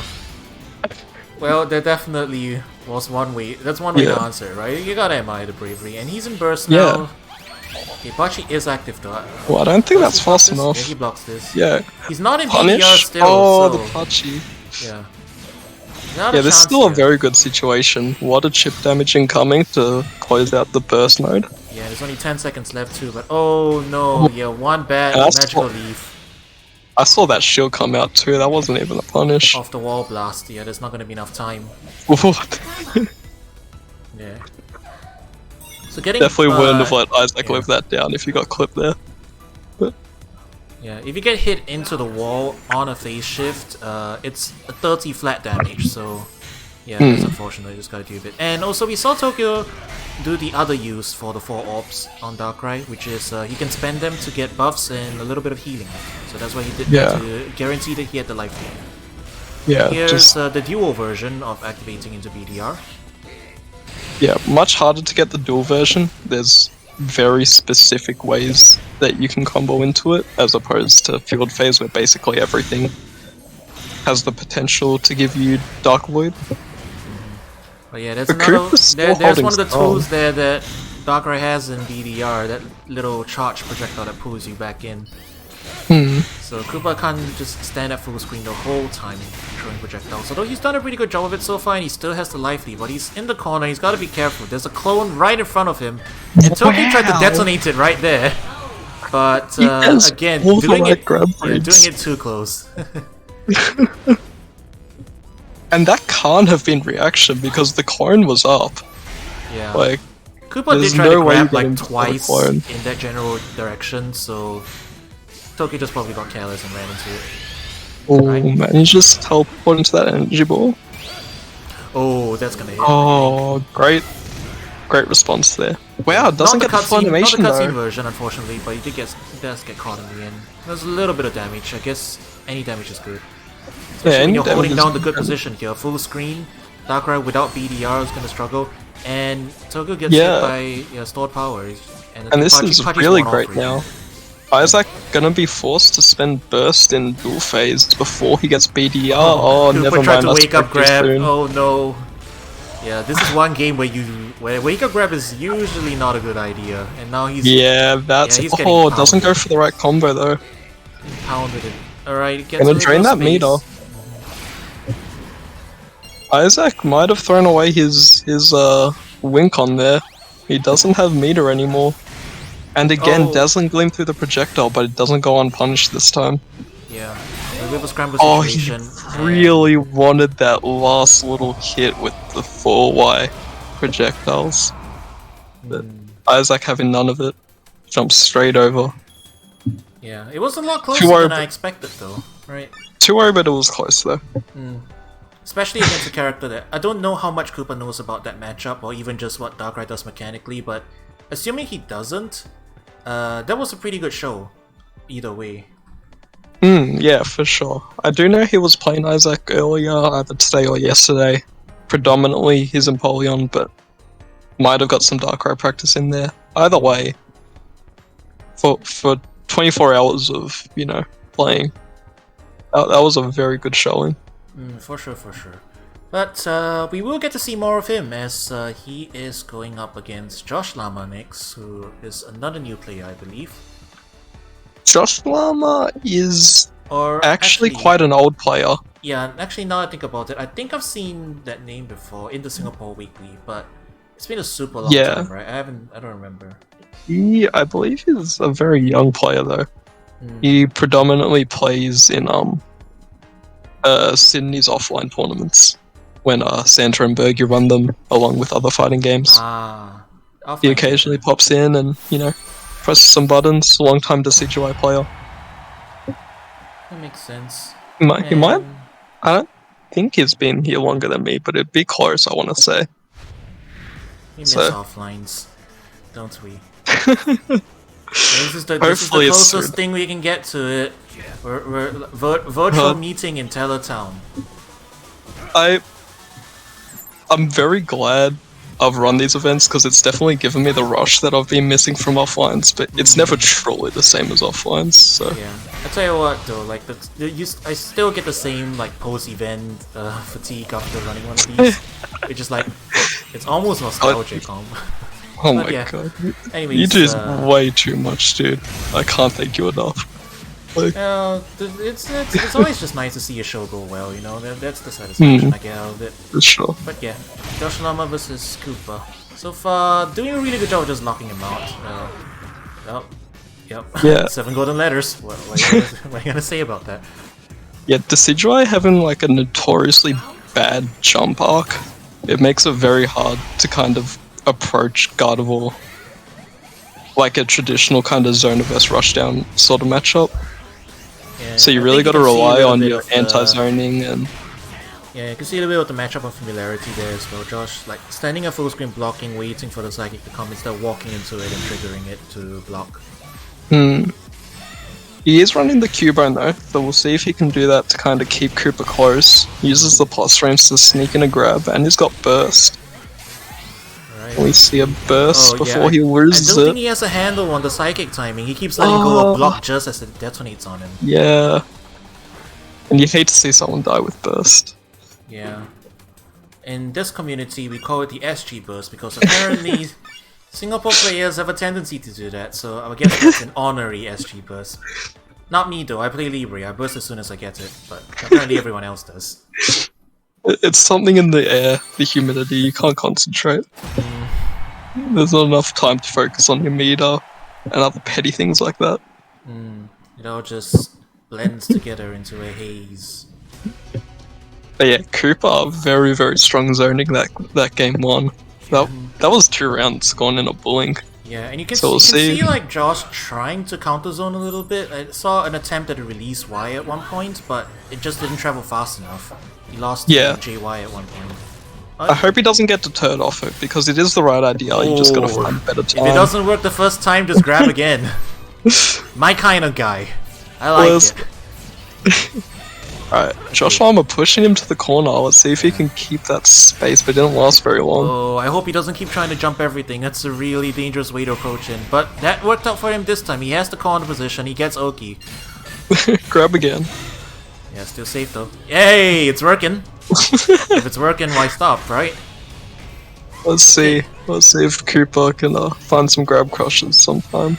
Decent chunk of damage so far. Ooh, great avoidance with that side wire, but not quite the right spacing to combo. Okay. At least knows he blocks the energy ball, at least he knows that. But now he's stuck at full screen, this is a really bad position. Be careful. Oh no. Oh, comboing into the spike kick, that hurts. Yeah, he jumped a Can we little see a slow. burst? Oh, he's jumping. No! Oh. Yeah. It's... Shades of Ranked, you know, where dual phase magical leaf is just the most dangerous thing in the world because nobody knows how to deal with it. Just shoutouts to 2015. All I can see is the sparkles in the bottom left corner taunting me. He almost managed to get something there. There we go. Yep, Maybe right, Koopa reminding him that burst is a mechanic. Ran into the Moonblast. Unfortunate. Okay, he's getting zoned out again. Full screen. And this burst is gone already. Oh no. Right, standing Walk into that magical leaf. Sorry, he should be able to block this out. Let's see if he can take his turn here. Oh. Big sword power. Just hops into it. Yep. That's definitely a move that keeps me up at night. It just hurts so goddamn much. Yeah. God of War is another character that not as bad as Darkrai. I think it's something that you gotta get used to, you know, like the timings of when each trap explodes, or even just what projectiles look like what, and being able to recognize it. And you know, of course, the biggest one is just being able to react to Magical Leaf, because it's very reactable if done in neutral. Yeah, it's definitely a more subtle sort of knowledge check over Darkrai. It's more so like move by move. Yeah. Like you got to know how to deal with Magical Leaf, you got to know how to deal with Stored Power, you got to know how to deal with Future Sight. Compared to Darkrai, it's just, can you comprehend what's going on to begin with? And even if, people generally consider God of War to be a bit on the weaker side of the characters, we've got a surprising number of God specialists in this region, so hey. Hell, Enigma's top 8 in our main bracket, so definitely able to take that character far. Yep, for sure. Alright, it looks like Koopa's getting a triple, so... Oh my god, yeah. This is the Koopa show. He was available to send replays, so we ended up getting most of them from him. We'll probably do another round and see who else is to send in. Since it's round robin, the order doesn't really matter, so we just grab the whatever coming in. But up next, he will be up against Slice Neat.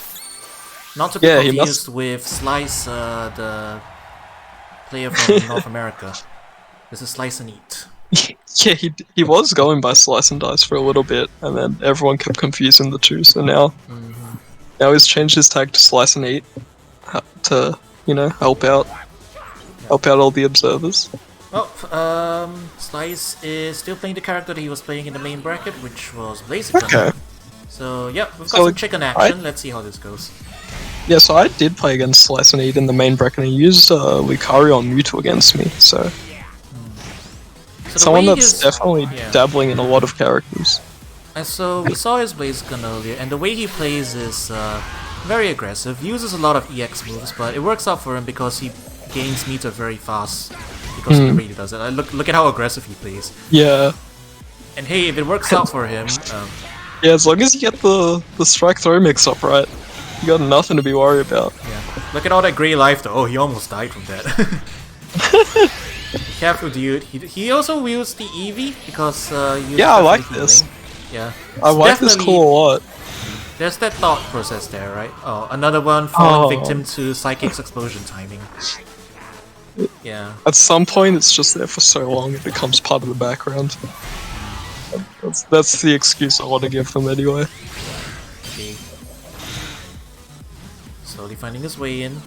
Koopa's not really putting up a bunch of, not putting up too much of discouragement, Jesus. but yeah. The patience pays off though, grabs the Shoryu.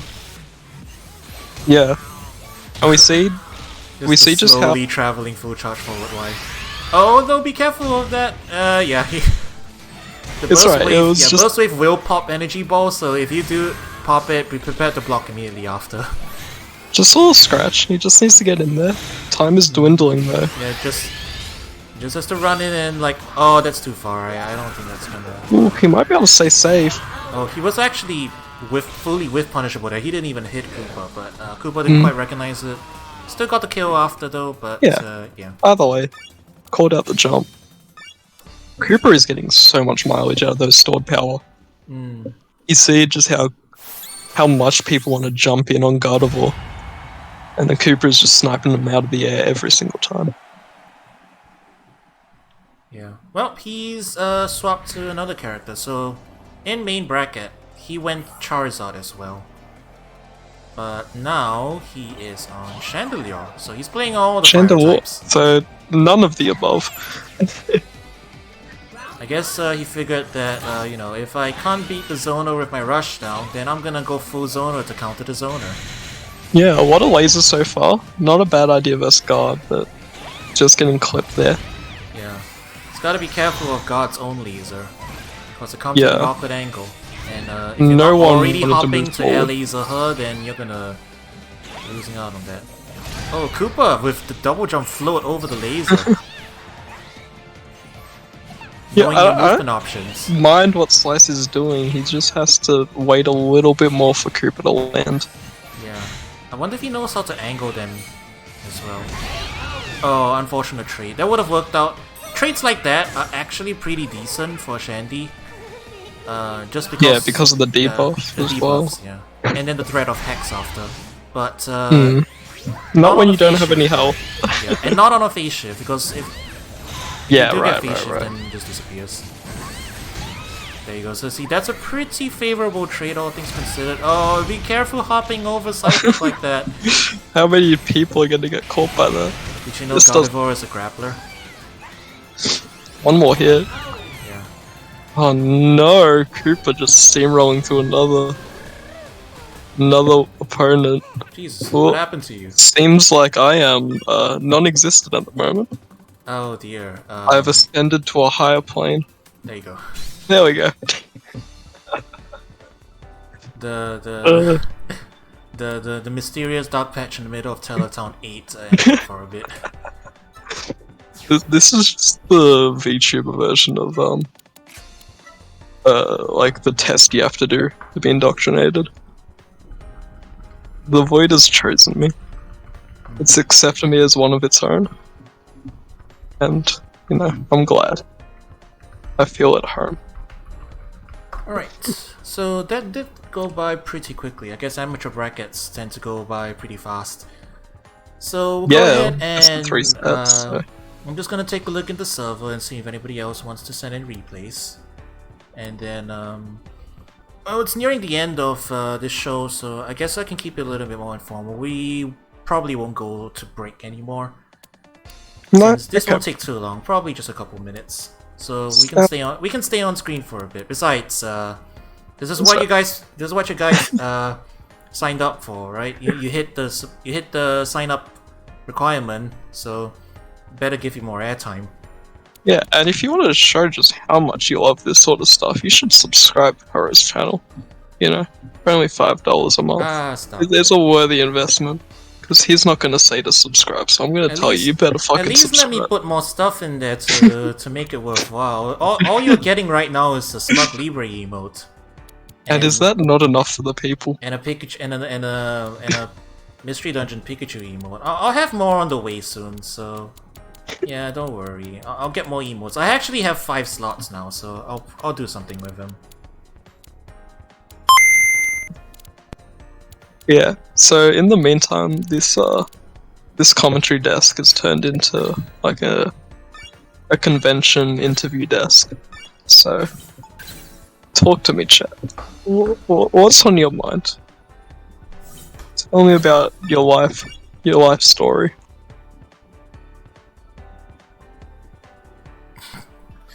Good lord. What? Crunchy or smooth peanut butter? Neither. Fuck peanut butter. I don't need that stuff. Language. My bad, sorry. I forgot this was your stream for a sec. Waifus don't curse. That's a frick to peanut butter. Internet, why is Isaac allowed an amateur bracket? Because he's worse than you. That's the only requirement.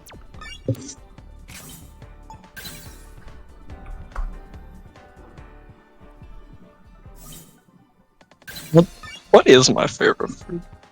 It'd have to be pasta. You know, a big plate of non's pasta. Can't go wrong. Oh, those are 2 awful choices, Isaac.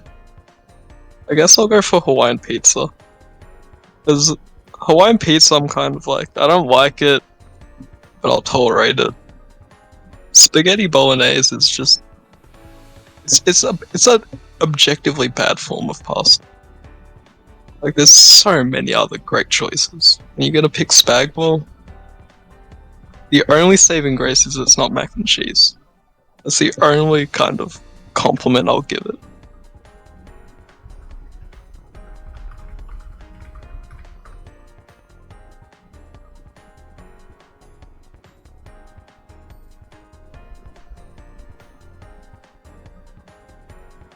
What's my favorite pasta? What's your favorite pasta, Cara? Oh.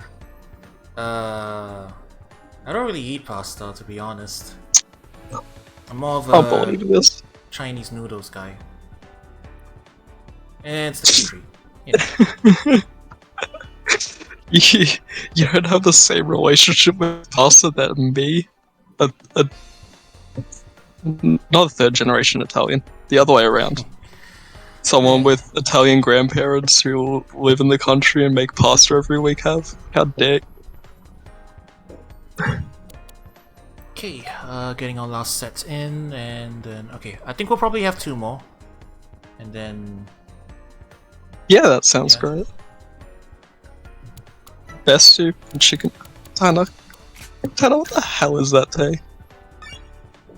It's the most vanilla take we've ever had. How can we hate Teletown? We're broadcasting right from it. We're looking right at the puddle right now, actually.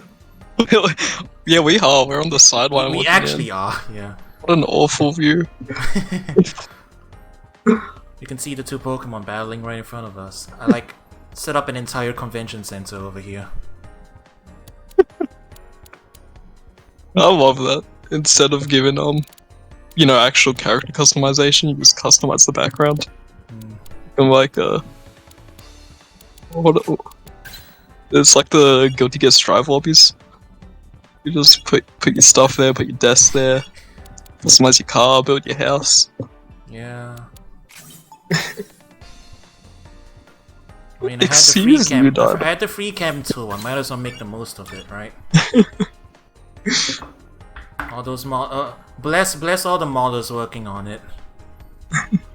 All the modders providing the tools for me to make content out of it.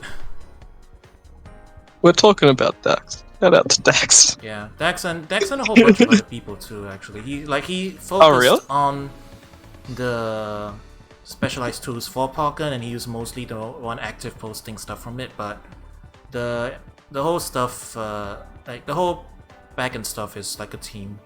Because really, I had no idea. runs in the same engine as Smash, actually. which runs on the same engine as Tekken Tag 2. Right. Like, you know, it's a Banco engine. It runs on a bunch of stuff. So certain tools already work in place. So it's like the combination of like a bunch of different stuff. I see. Yeah, no, I didn't know that was the whole group of other people. That's pretty cool. Now, when are they gonna let us play as... like the main active Pokken modder, I guess. Yeah. But the tools are like developed by a bunch of people. When are we gonna get playable boss Shadow Mewtwo? That's all I want. Who knows? I want to see how they actually... all the different stuff about it yet. Yeah, I want to see how they actually stuffed that many moves into a character. Like, do they actually have... I think there's actually Is it like a Master Hand situation? There's like 3 different versions of it. So they like 3 different versions or 3 different movesets.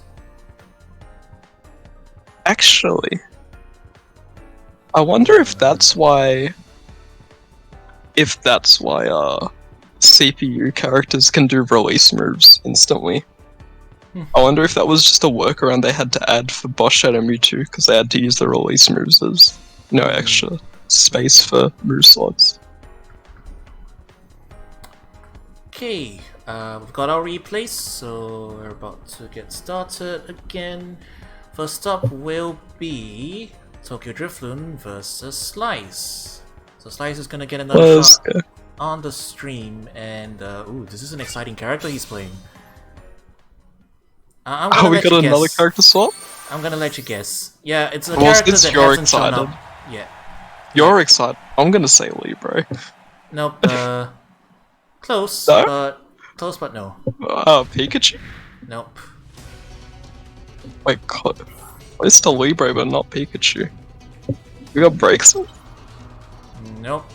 Think more explosive. More You're out of time. Let's go. No. Whoa! Whoa!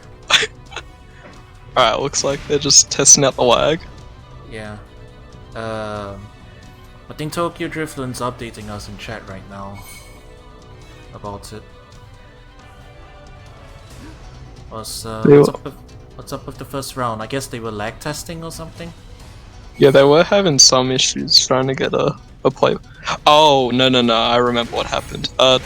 Slice won round 1, and then the game became, like, unstable.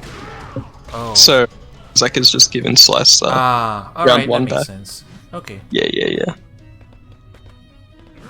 So why is he backing away then? Just let him hit you. Die with honor. Yeah. Or is he like trying to get the meter Where's the raw to close where it was combat originally or something? Alright, there we go. Okay. The real match begins now. Or something. At least we hope so. Alright, so what do you think about this matchup actually? It is painful, especially against a competent Darkrai like Isaac. He really never has to leave this field phase. Yeah, and I unless can see you that. have... He's definitely having a hard time. Yeah. Especially if you don't know how to... Yeah. I kind of disagree with Isaac's choice to shift there. I think it would have been better to just stick to field phase. Because he's doing it even for though the this people, clearly, right? Yeah. He's gotta get submission at least once. Yeah, so basically you have to be really careful and kind of work your way forward with Karate Chop or a support to help you. And since he's running Eevee, well, there's one way to get JX will get you in and Karate Chop will get you in, and that's about it. Oh, good tech. He went for it. Oh, it doesn't get the Charge Dark Pulse confirmed though. Scary. Oh, you're dead. Oh no, you can't combo into that. No, why you? He tried to drop kick him. Wait, does this even hit? For it. Nope, it doesn't. It doesn't hit. It doesn't. Grab him. Oh. Tried to buff up. Now I'm curious. I want to see how he won that first round. Yeah, I was gonna say he did have that 1 round buffer, but I imagine it looks something like that, where he got a stray JX in and just kind of hit his yeah, tumble at the he wall. throw crush pivot or something. Oh, almost hopped out of range there. I like the idea. Oh, that's not. Yeah, that was that's the weird back X hit where you can't combo after. Ooh, alright, I like the flying press. Yeah, I actually didn't know that could get straight through it. He's gone again. He's trying. Oh my god. He just did a raw close combat. Hey, I You know like what? this guy. Props for being gutsy. Alright. Oh, get stuff. Oh, this hurts. Okay, Yeah, goes for the plus reset. frames, plus frames. Oh, he tried. Oh, we waking up with the biggest reversals we have. Fear the clone. Be careful. Don't run Oh into yeah, it. yeah, this is really scary. Yeah, now we're in last hit situation. Oh, and he got ducked. Yeah. So, match MCA is a high. You can go under it. Yeah. But yeah, I just want everyone to like acknowledge the fact that Tokyo almost died there. You and it was- definitely could have. And it was Very, really very. funny. Yeah. That's all. Alright, Yeah, he's as going back bad to as this Maul. matchup is, I think I would almost rather be the Machamp. Because you playing as Darkrai's got to take years off your life. Well, Just he's going back over to familiar territory. He's back on the KFC. So Back on the maybe if a little more rushy and downy, you might be able to Yeah. pressure Tokyo a little bit more. yeah, definitely objectively a much less awful matchup. So he'll be much Yeah, he's already won easier a few things. able to go crazy. Yeah. He's And we put do see him Darkrai going in the uncomfortable crazy. position. Okay, Tokyo, you're just showing off now. You don't need to do that. Dude, I love Darkrai's 6Y. It just so much emphasis. Yeah. I remember he stole it from a Tekken character. I forgot which one. Lee. He got it from Lee. Oh yeah, cause are you still working on that? Yeah. It's just but taking yeah, a you're- while okay. because Yeah. I am raw recording footage off of a legal copy of Tekken 7 and an emulated version of Tag 2. And I need to source out a copy of like Soul Calibur 5 as well to get the full list of stuff. That's the one that Drew plays, right? Surely you can ask him for help.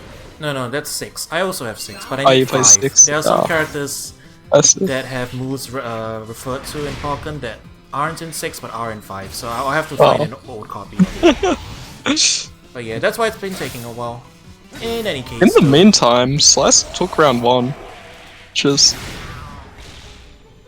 very, very close round 1, but he is on the board.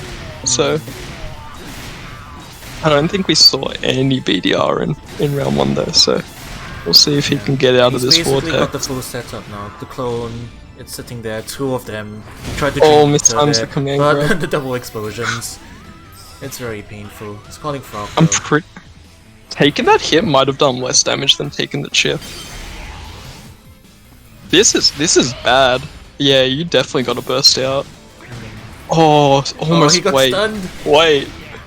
He can make this work. Oh, the He Shoryu! can make this work. He's been doing Shoryu Oki on a lot of people, and it's been working. I just want to point that out. It's a frame. Unfortunate. It's a frame 15 mid, isn't it? Like that's Yeah. not bad. Definitely not good because it's not an anti-air and it's just as Oh, this is how punishable as a round 1 DP. started. Oh, he did it again. Again, hit him with it again. Do it again. Alright. Oh, Are he's we just forward walking into the straight video. into that? Okay. That's fine though. You just gotta deal with Oh. Bad Dreams Rising for a bit. The CA gets out. Yeah, He almost nah. made it through. Oh no. That's the thing though. Even if you do make it through, it's not much better. Yeah. Darkrai CA makes isn't you- too good anyway. Or this should be it, unless this phase shifts. Oh, it does phase shift. He's got another It's out of PSP. lease no! on life. Yeah, he called Alright, the bad EV at the combo, wrong- though. Bad time. The healing actually saved him there, but oh my god. Yeah, man. and Isaac Just gave him. wasted Okay, I was gonna say I gave him a free dual phase without BDR, but just manages to get the nasty plot before Slice can burst and really punish him for it. Yeah, but putting the pressure on him though, right? Both rounds, Tokyo came this close to losing. Yeah, So- another very close 2-0, which are very surprising. Because Isaac, of course, been quite an old name by this point, and Slice, again, the first I've ever seen of him, so... Yeah, we gotta So give still props something to to the be new proud players. of. Where did you? Okay, we've got one last set for tonight. TokyoDrifloon pretty much was the only one still hanging around in Discord available to send replays. So, Yeah, we're it is doubling up quite on late, so Yeah, it is quite late. definitely don't blame them. Yeah, we've got one last set for tonight. And then don't forget to tune in tomorrow. We will be covering top 8 then. Yeah, tomorrow is gonna be a huge day. We got NEC at in the morning my time. I don't know what time it is. Yeah. If for you the guys rest have been of like y'all, watching but- this stream all the way into NEC and then gonna catch our top 8 stream tomorrow, I salute you. But yeah, I this weekend's just a whole lot of hope you Pokken. get help. I suppose so. Alright, I- final round for tonight in the amateur I am bracket round robin. explicitly talking to Wonder Chef. I just want to mention. He did some sleep, dude. Oh, acrobatics from downtown. Yeah, we're Wow, seeing what a is very this dual different, face camera angle? I've never seen it this angled before. this steep before. Yeah. So weird. Let's see what Joshlama can do now that he doesn't have to stress need as to much take- trying to get in. I think I need to take note of that. It might be a notable bug that I might want to take note for the future. Deep acrobatics doing weird Oh, stuff to the camera. dive kicks right into the mirror. Alright, Bad Dreams Rising. Oh, he almost landed safely there. The anti-air barely hit.